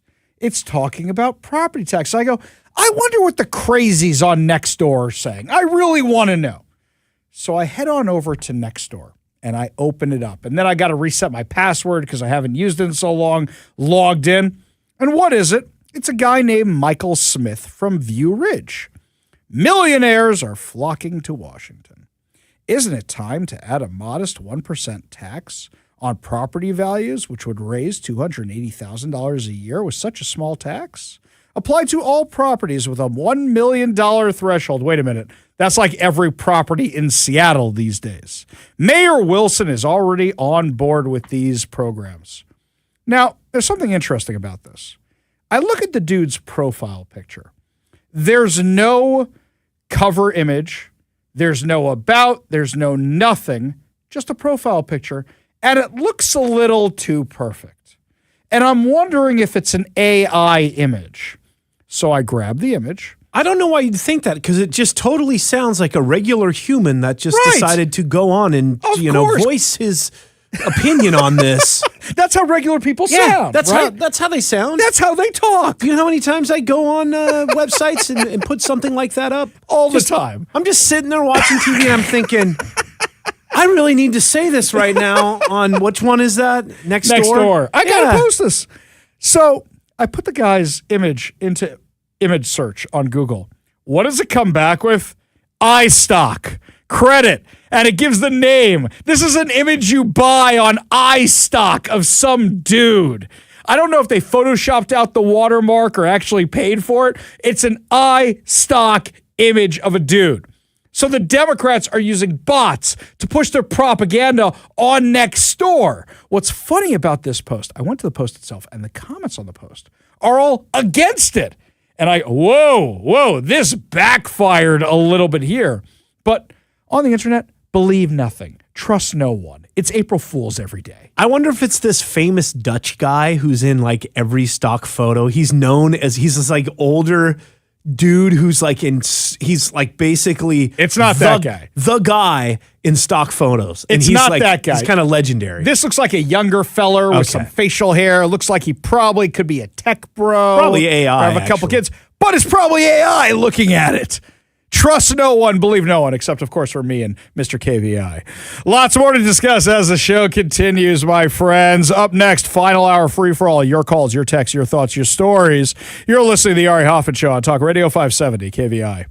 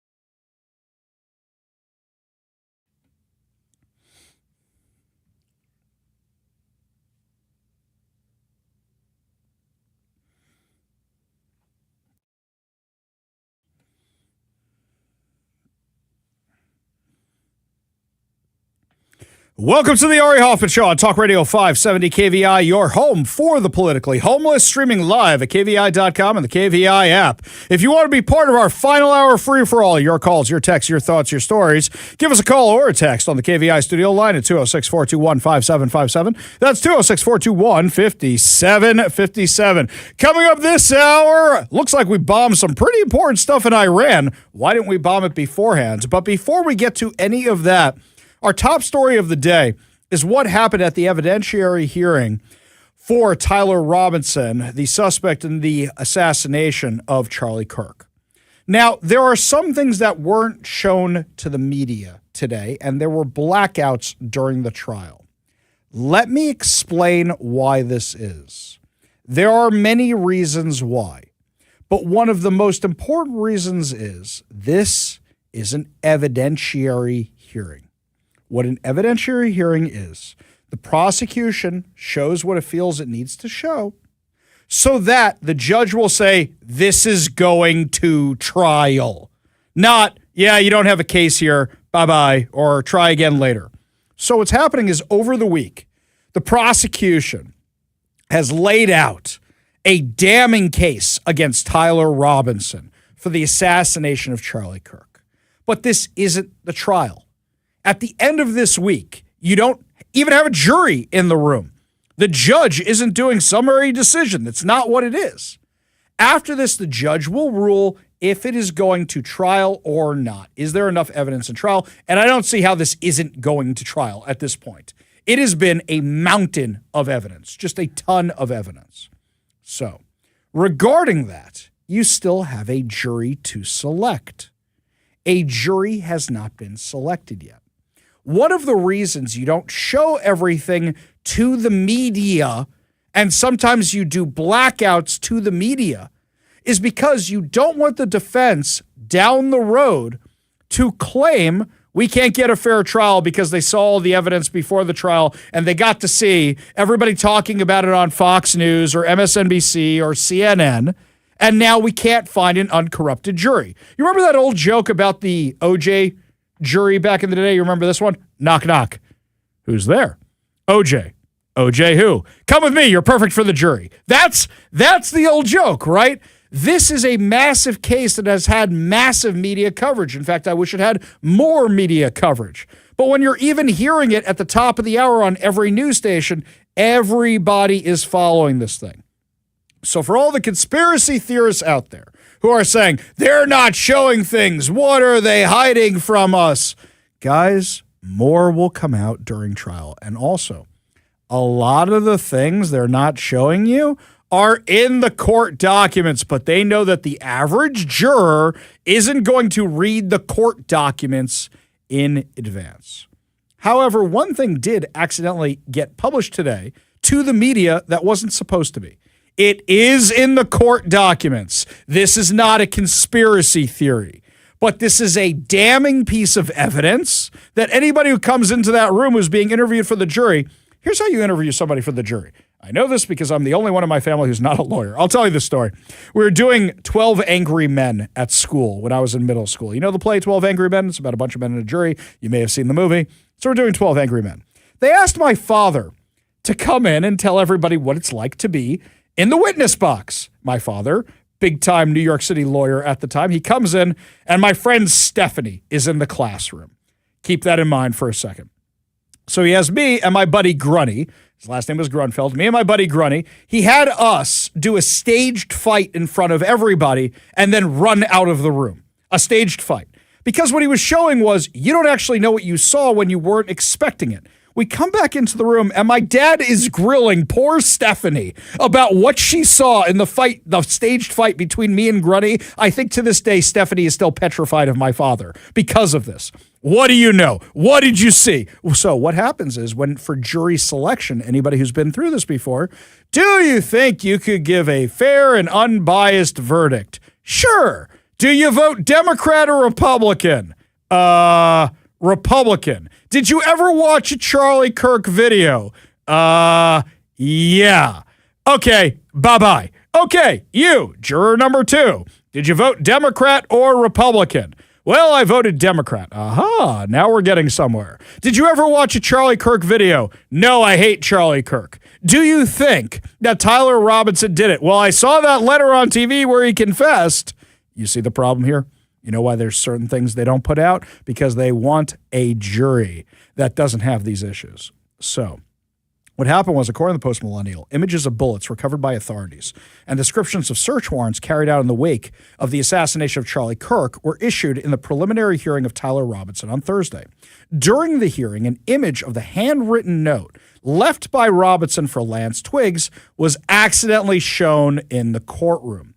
On the stand was Sergeant Jennifer Famina of the State Bureau of Investigation, who was inside to oversee the crime scenes and physical evidence.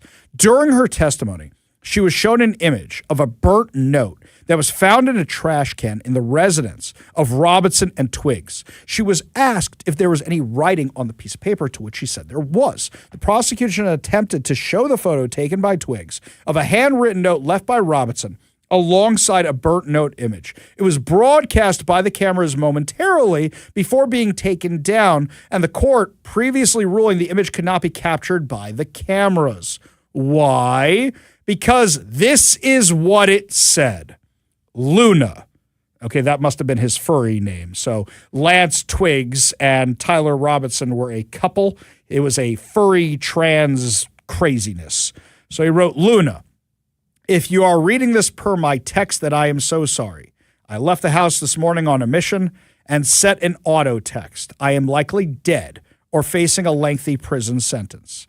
I had the opportunity to take out Charlie Kirk, and I took it. I don't know if I will have succeeded, but I had hoped to make it home to you. Confession on a letter. So before everybody starts going all conspiracy theory-like, realize the reason they're not showing this is because if somebody walks into that room who's being interviewed for the jury and said they saw this on TV, automatically you got to nix them for the jury pool. That's that. During Famina's testimony, she read out the engravings that had been left on cartridge cases found at the scene with messages that included, hey, fascist, catch. That's Antifa language. Bella Ciao, which is also part of that. And notice the bulge, which is trans stuff. Speaking on the search warrant carried out at Robinson's residence, Famina said the Dremel tool and its bits were collected, as well as 2 boxes of Remington 30-06 ammunition, 2 pairs of Converse shoes. She said a cartridge casing with the words test shot was recovered from Robinson's bedroom, as well as multiple shooting targets. During videotape testimony played in the courtroom earlier Thursday, Twiggs said that Robinson had asked for a Dremel tool to engrave bullets ahead of a family hunting trip. Not only that, here's what else came out today. So they played an interview that the police did with Lance Twiggs, who's Tyler Robinson's trans boyfriend. And he testified during this that Tyler Robinson had said he regretted doing it.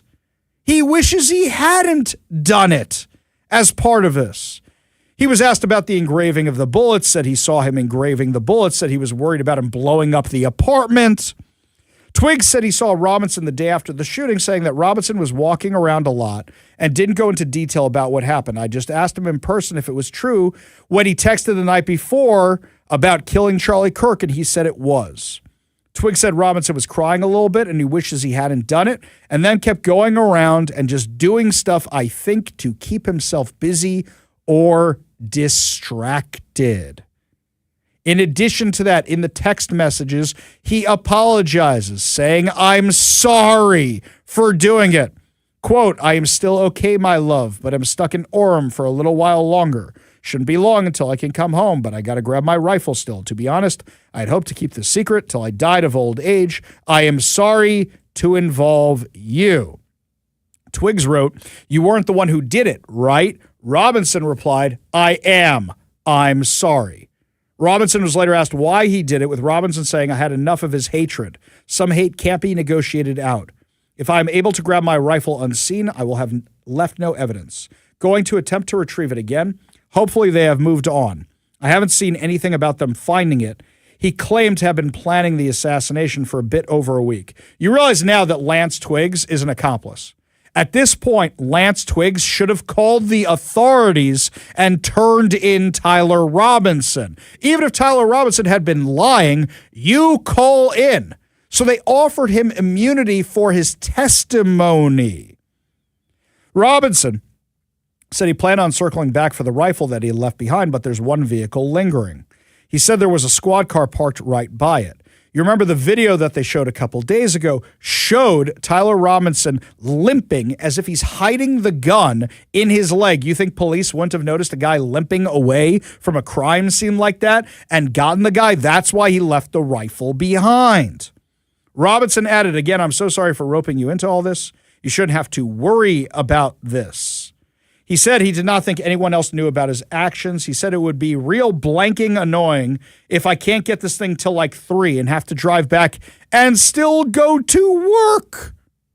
So you do realize what's going on here. Every single conspiracy theory is being debunked day after day after day. In fact, remember when Candace Owens said there's no video of Tyler Robinson turning himself into police? Hey, guess what? There's video of Tyler Robinson turning himself into police. Yesterday, this video came out.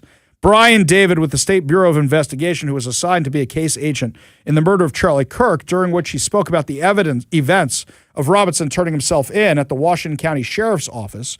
During his testimony, a short clip showing Robinson after turning himself in was played in the courtroom. Davis said he received a call around 8:30 p.m. on September 11, 2025, requesting that he travel to St. George because a person was turning himself in regarding his involvement with the shooting. For the conspiracy theorists out there, do you know why he was turning himself in? His parents recognized him from the video released to the public to find the guy, called their son, and said, turn yourself in. And he did. Other people recognized him as well. That was another Candace Owens craziness there.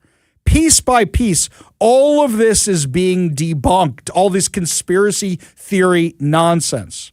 On top of that, we're finding out more about their crazy relationship. Sounds like they were a bunch of Dungeons and Dragons weirdos who lived too much online and were in this weird trans-furry relationship.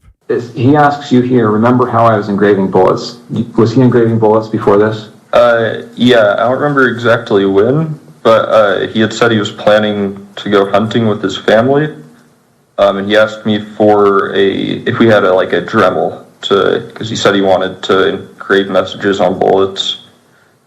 And I just told him where our Dremel was and told him to make sure he doesn't set off a bullet on accident in the house. But I didn't really think about it until then. How long before September 10th was this that he asked about the Dremel? I don't remember, because he'd been talking about the hunting/camping trip for a couple months, but I don't remember when he was specifically asking to engrave the bullets. So are we talking like a year before? Oh no, not that long. It would have been, I'd say at most a month before this was when he was asking. So he was planning this a month in advance. How'd the two of these guys meet?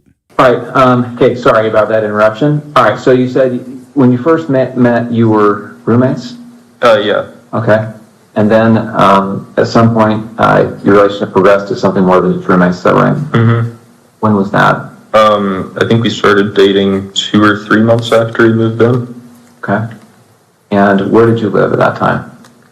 St. George, in an apartment complex. And is that apartment the same place you lived when on September 10th? Yes.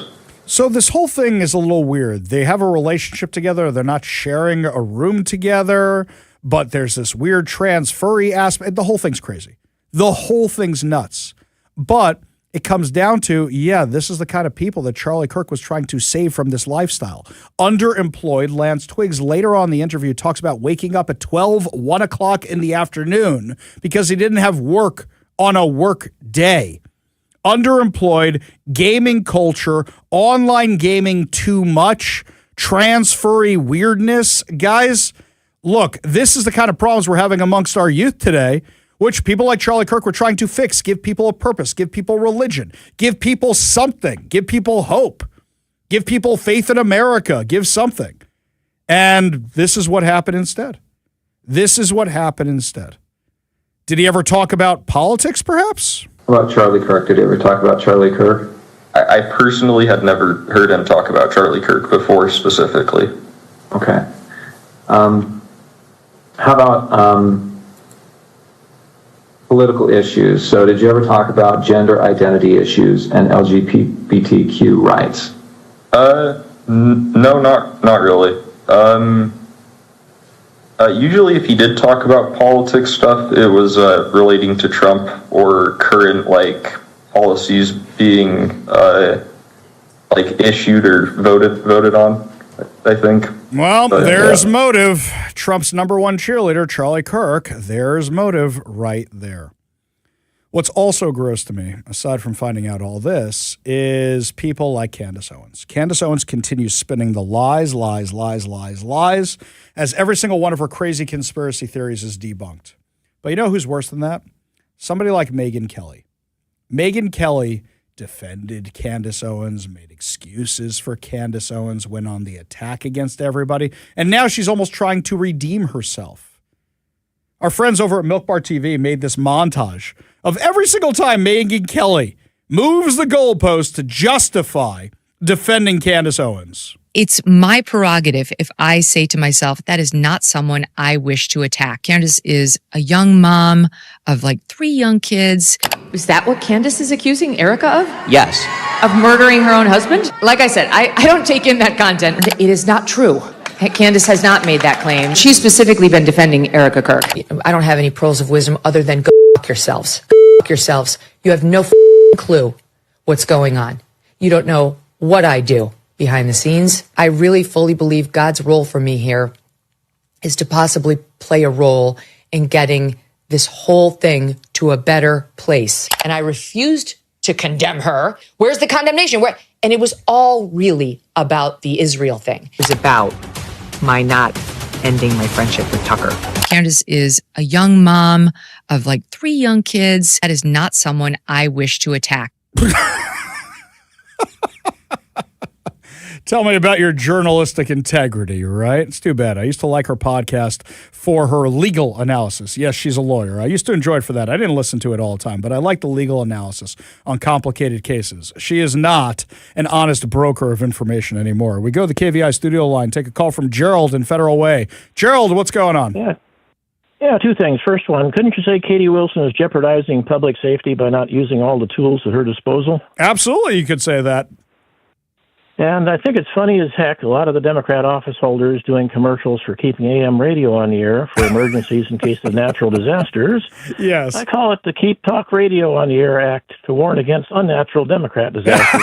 That's good. There is one with Congressman Baumgardner on it. It pops on from time to time, but it does crack me up whenever I hear Maria Cantwell and Marie Glusenkamp-Perez really think we should keep talk radio on the air. I should really reach out to their offices and say, I know you're big supporters of talk radio. Why don't you finally come on my show, right? Right. Yeah, I'm sure they'll love that. Gerald, appreciate the humor. Appreciate you being part of the show. You want to be part of the show, you give us a call or a text at 206-421-5757. That's 206-421-5757. Up next, why is President Trump swapping Air Force Ones? Are we really worried about Iran? Is that what we're concerned about? I'll give you my theory when we come back. You're listening to the Ari Hoffman Show on Talk Radio 570 KVI.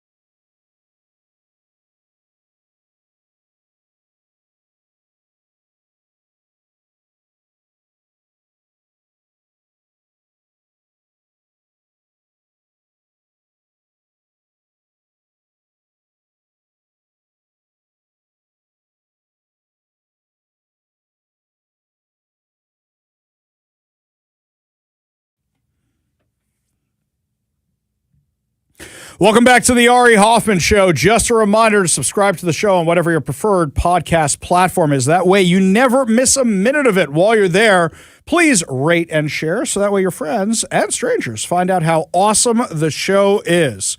So yesterday there was a big brouhaha about the fact that President Trump took the old Air Force One back from his trip from the NATO summit from Turkey, then transferred in Europe to the new Air Force One to make the trip back to Washington, D.C. And a lot of people are like, wait, is that Qatari plane really secure if you're worried about the war with Iran and somebody attacking it? Why would you do that? There is a very big downside to the new Air Force One, and I'll tell you what it is.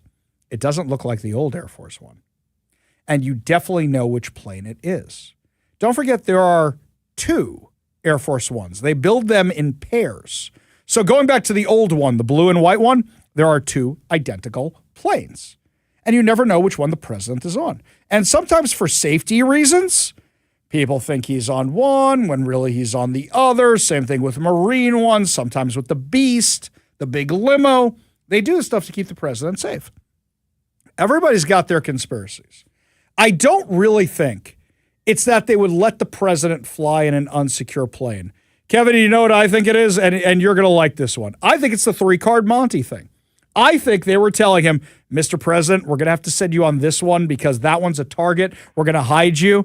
And then Trump, because he's Trump, blurts out, so I'm going on the other plane. I don't want you to think less of me because I have this new beautiful plane. And they're probably all smacking their heads going, I can't believe he just told everybody that. Now they know which one he's on. I wonder if it was that. That is my theory. Let me know what you think. Give us a call or a text at 206-421-5757. That's 206-421-5757. Because don't forget what he said yesterday.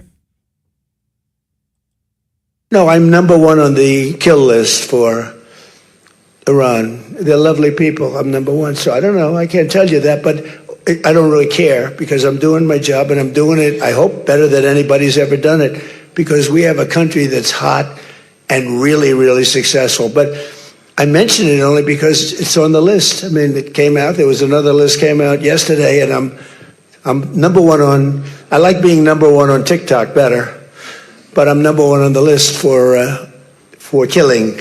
So yeah, my theory is just he blew the three-card Monty. That's my theory on what happened with the Air Force Ones. If you've got another one, you give us a call or a text at 206-421-5757. That's 206-421-5757. So what exactly have we been hitting in Iran? Look, it's clear the memorandum of understanding is over. The ceasefire is over. In fact, the president said it himself yesterday. It's a very interesting question. To me, I think it's over. I don't want to deal with them anymore. They're scum. You know what scum is?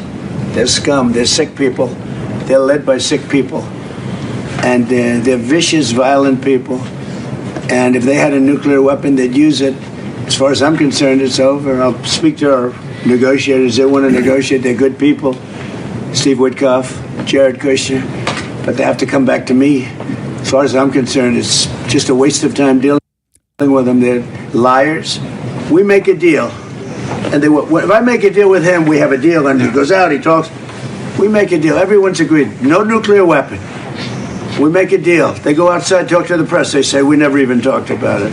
There's something wrong with them. They're cuckoo. I love the way he says that. Yes, he's 100% right. They had a deal. They could start being a normal country. They chose not to be a normal country. According to the Daily Wire, a round of punishing U.S. strikes in Iran last night damaged a bridge that's part of a vital railway linking Iran to Russia and China. Stop! Why didn't we bomb this originally? Maybe because they thought they'd have trade, but if it links Iran to Russia and China, you wonder how they've been resupplying, maybe on the train? Just a thought. Why didn't we take this thing out originally? Videos and images of the aftermath of the strike on the railway taken by Iranian state media show one section severely damaged and most of the bridge remains intact.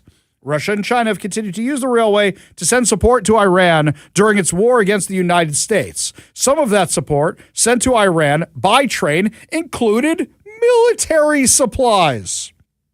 Why did we not bomb this in the first place? President said, here's what we did with the strikes. They are behaving very badly, as they have for 47 years. And, we hit them hard last night after they launched. They launched a couple of, you don't have to know about this, you got stuff on your mind, but they launched a couple of drones and one rocket, one missile, and at ships, because they were in the strait, which they have every right to be. And so we hit them very hard last night. Yes, because we should have done this originally. The MOU was a mistake. We shouldn't have done it. We never should have done it in the first place. We should have finished the job. Well, now the question is, are we going to go ahead and finish the job? I hope we actually are this time. I hope that's what's going to happen. Meanwhile, according to the president, Iran is freaking out that now he's like, no deal. Sorry, done with negotiating with you guys. We're going to hit them 20. And we did it last night. They did a little something today, but it was really retribution for last night. They hit actually 3 boats, not 2. And when they hit, we hit back much harder. Are we returning to a full-scale military conflict, sir? I don't know. I don't know. We'd win it very quickly. It's another way of doing it. We have many ways we can win, but we've already won militarily. They have very little. They have very little left, and they want to make a deal so badly. They called a little while ago. They want to make a deal so badly. I just don't know if they're worthy of making a deal. I don't know that they're going to honor the deal. That's the problem. If they want to make a deal, why do you think they attacked commercial vessels? Because it's sort of crazy, to be honest with you. Because they're jihadis. Because they don't think like you and me, and because they're trying to see how far they can push it and if Trump's actually a sucker and going to do a deal again. Look, I understand doing the deal the one time. I disagree with it, but I understand doing it. He's not going to do that again. He's going to go, this is a bad deal. I'm not doing it. It was kind of funny when I was at the Smithsonian this week and they have all these books written by presidents and the art of the deal is sitting there inside the Smithsonian. I found that pretty entertaining. Lots more to discuss as the show continues. When we come back, my friends, the Democrat Party platform here in Washington is a mess. It's anti-everybody. It's anti-Semitic. It's anti-Republican. It's anti-Trump. It's pro-taxes, pro-reparations. It's a mess. We'll tell you exactly what's in it when we come back. You're listening to the Ari Hoffman Show on Talk Radio 570 KVI.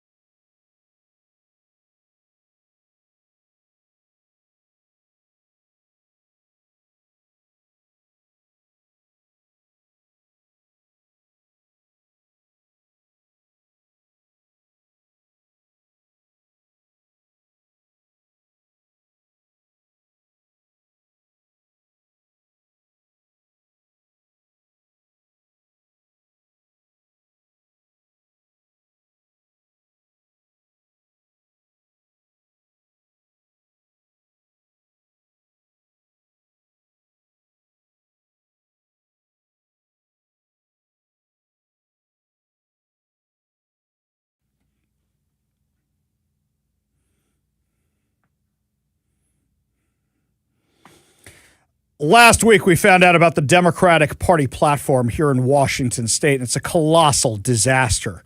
More taxes, reparations, but also a whole bunch of anti-Semitism. I mean, really crazy stuff. Too bad the Democrat Party didn't really want to talk about it with me that much. Shasti Conrad, the chair of the Democrat Party, really doesn't like me and blocked me a while ago when I called her out for being a raging anti-Semite Jew hater. So, lucky for us, our friend Carleen Johnson, investigative journalist over at the Center Square, reached out to her and had this conversation with Shasti Conrad, the chair of our local Democrat Party. I certainly, never want to, never want any members of our community to feel like anything that's in our platform is something that causes them harm or pain or anything like that. So certainly take the concern seriously. What I will say is that, issues related to Gaza, to the Middle East and whatnot, still are very pertinent to our community. Democrats are still feeling quite passionate on, sort of multiple sides related to the issue. We did on our side everything that we could to, try to include our Jewish caucus members, to, include the perspectives of Jewish community members in making sure that we had a platform that, didn't harm them. There was some of this language did get through, but truly it was driven by our delegates. We had nearly 1,000 people from every part of the state that came together to write the platform, to discuss the platform, and then to pass it. And it passed basically unanimously. So I think what it says is that the target really was on Netanyahu's government. And that was the focus, not the Jewish community, that it was about what is, what's happening, that's being driven by, foreign government. Okay, spare me your nonsense. She's saying, unanimously, we decided we don't like Jews. And by the way, they didn't run it by Jewish organizations. How do I know? We checked. Joining us now to discuss this interview she did, our friend Carleen Johnson from the Center Square. Thank you so much for being with us today.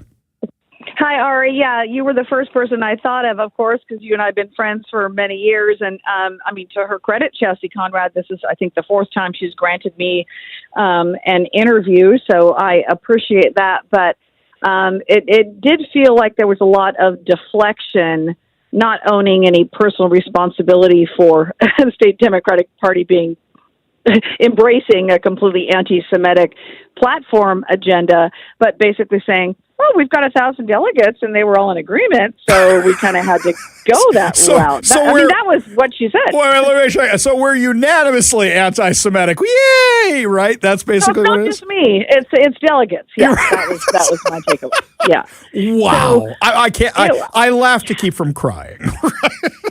Well, and I did. I pressed her a little further on it, and she said, because I said, well, what about Senator Jesse Solomon, who has, spoken with JNS in the last week or so, and I included some of his comments. Unfortunately, I did speak with Senator Solomon briefly this morning. I said, hey, I'm talking to Shasti Conrad. I know you guys, you as co-chair of the Jewish Coalition for the Senate Democrats, you're kind of pissed off about this. I will share with you what she tells me after the interview. Will you provide some comments for my article? And he agreed he would, and then he didn't follow through. So that's unfortunate, but I know they're upset and they don't feel like they got consulted. They kind of got blindsided with it. And basically she said, well, they kind of missed the deadline.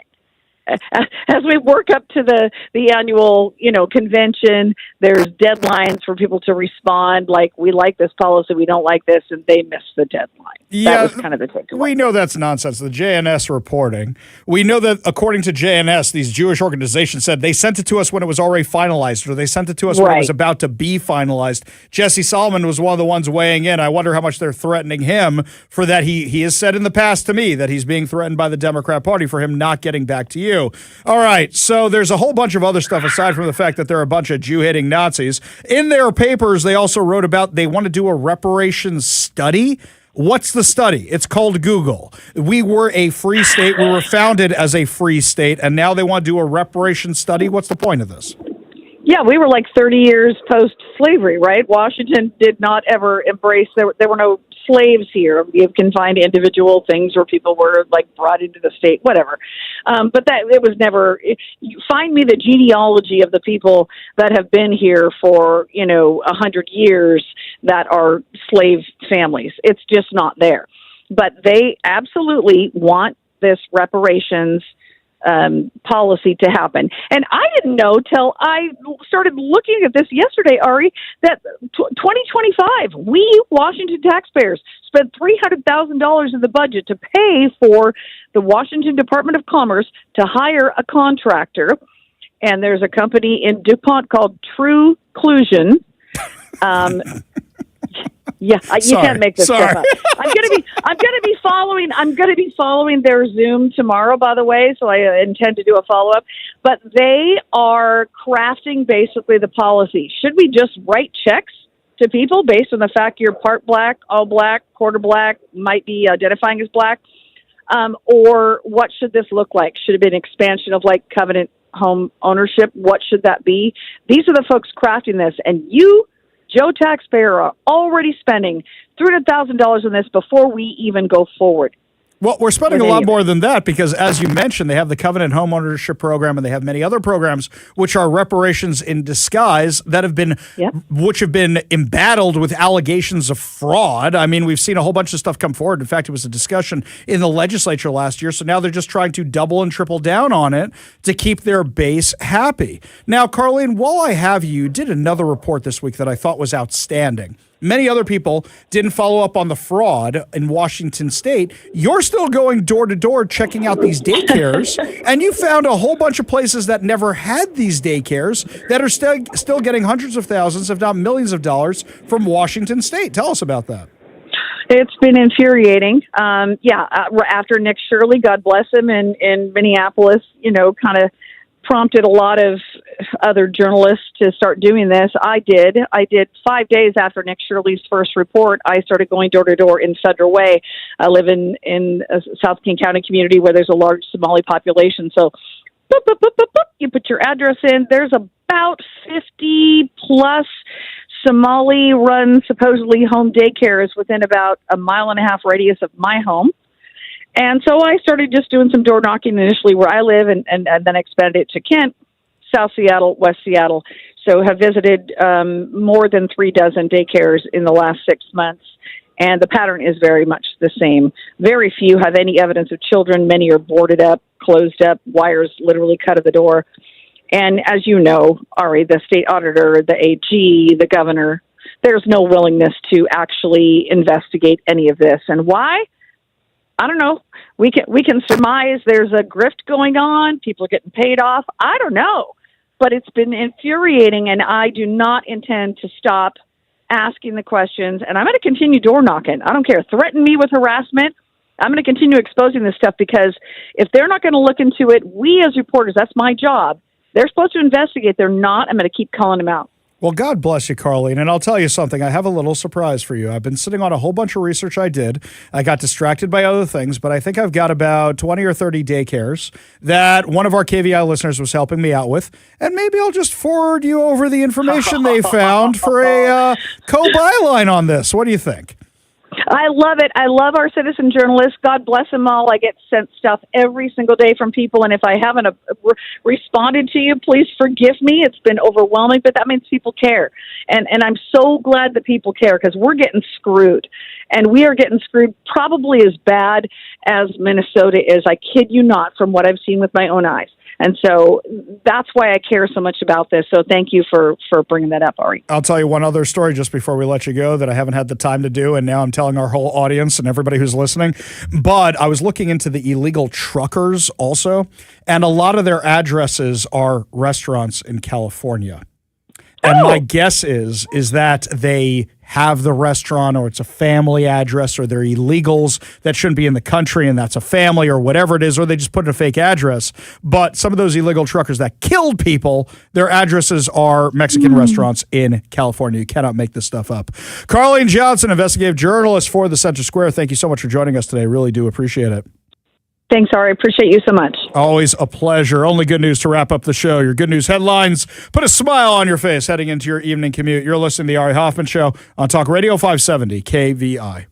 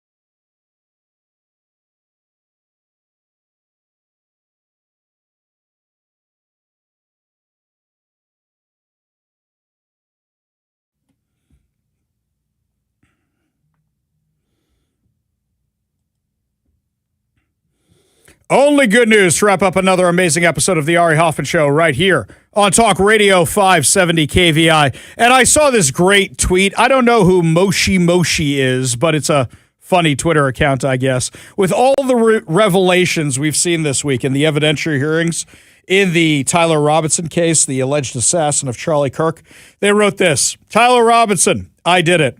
Tyler's furry lover, he did it. Tyler's dad, my son did it. Candace Owens, actually, Special Forces rabbis flown in via Egyptian helicopters are working with FBI Maroon boys, did it for Erica because she's a demon. This came to me in a dream. By the way, she has said all of those things. She has actually said every single one of them. I think they were Egyptian planes, not helicopters. But yeah, she has said every single one of these things. Can we accept the fact that sometimes a tragedy is a tragedy and that everybody doesn't want to believe that it was something so simple as this lunatic guy with his grandfather's rifle that did it, and people want to be something bigger? But how come you never make up conspiracy theories for the average murder, the average gang assassination? How come it's only things like this? A lot of people do it for the attention. A lot of people do it for the clicks. Either way, guys, I think this guy is dead to rights here, according to the evidence we've seen so far. Switching gears to actual good news, my friends. This one comes to us from Fox News. A soccer fan from England who spent his life savings to take his grandfather to the FIFA World Cup was surprised by a gift that restored every penny he spent. Jacob Almendinger, 21, used roughly £10,000. That's about $13,300 that he saved for a down payment on a home for 5 years. Take his 80-year-old grandfather, Jeff Goliker, on what he described as a trip of a lifetime to follow England through the tournament. The pair traveled to New York, Atlanta, and Mexico City, attending England's matches against Panama, the DR Congo, and Mexico, according to England's historic 3-2 victory over Mexico. The story quickly gained national attention online. While traveling, the two said they were recognized by fans who read about their journey. The publicity caught the attention of the U.S.-based online crypto casino MetaWealth, which pledged on social media to reimburse Jacob if England beat the Democratic Republic of the Congo. The proposal came after another offer to repay him if England defeated Panama by more than 2 goals. England fell short in that game. After England's 2-1 victory over the DR Congo, the company followed through on its promise. He said, I was amazed. It was an incredible gesture, really. I didn't quite believe it, to be honest, until I looked at my bank account, and there it was. I was just in shock. Hang on. You gave them your bank account information, assuming it was real? Can I send that dude an email pretending to be a Nigerian prince? I mean, I'm more than happy to offer him up some stuff. He said he plans to save the money while deciding what to do next. He says, I'll put it in a savings account for now and see what happens over the next couple months. He said we could go to the European Championships. I could buy a house. Anything is possible. It's just great to have options. Before the trip, he said spending his savings was an easy decision because he knew the opportunity to travel with his grandfather would not come again. He says, I can always make the money back. I'm at the age where I can afford to miss out on a house for 2 or 3 years, but I won't ever get to go to the World Cup with my granddad again. He says we're more best mates than granddad and grandson. That's really nice. That's a really, really nice story. Well, my friends, don't forget that we have the Ari Hoffman Show Reloaded coming up after this. If you missed parts of the show today, you're going to get to hear them again, so don't worry about it. And then after that, you got Mark Levin right after that, which will be great. We'll be back tomorrow with more insane stories, more exciting guests, and of course, more giveaways. You've been listening to the Ari Hoffman Show on Talk Radio 570 KVI.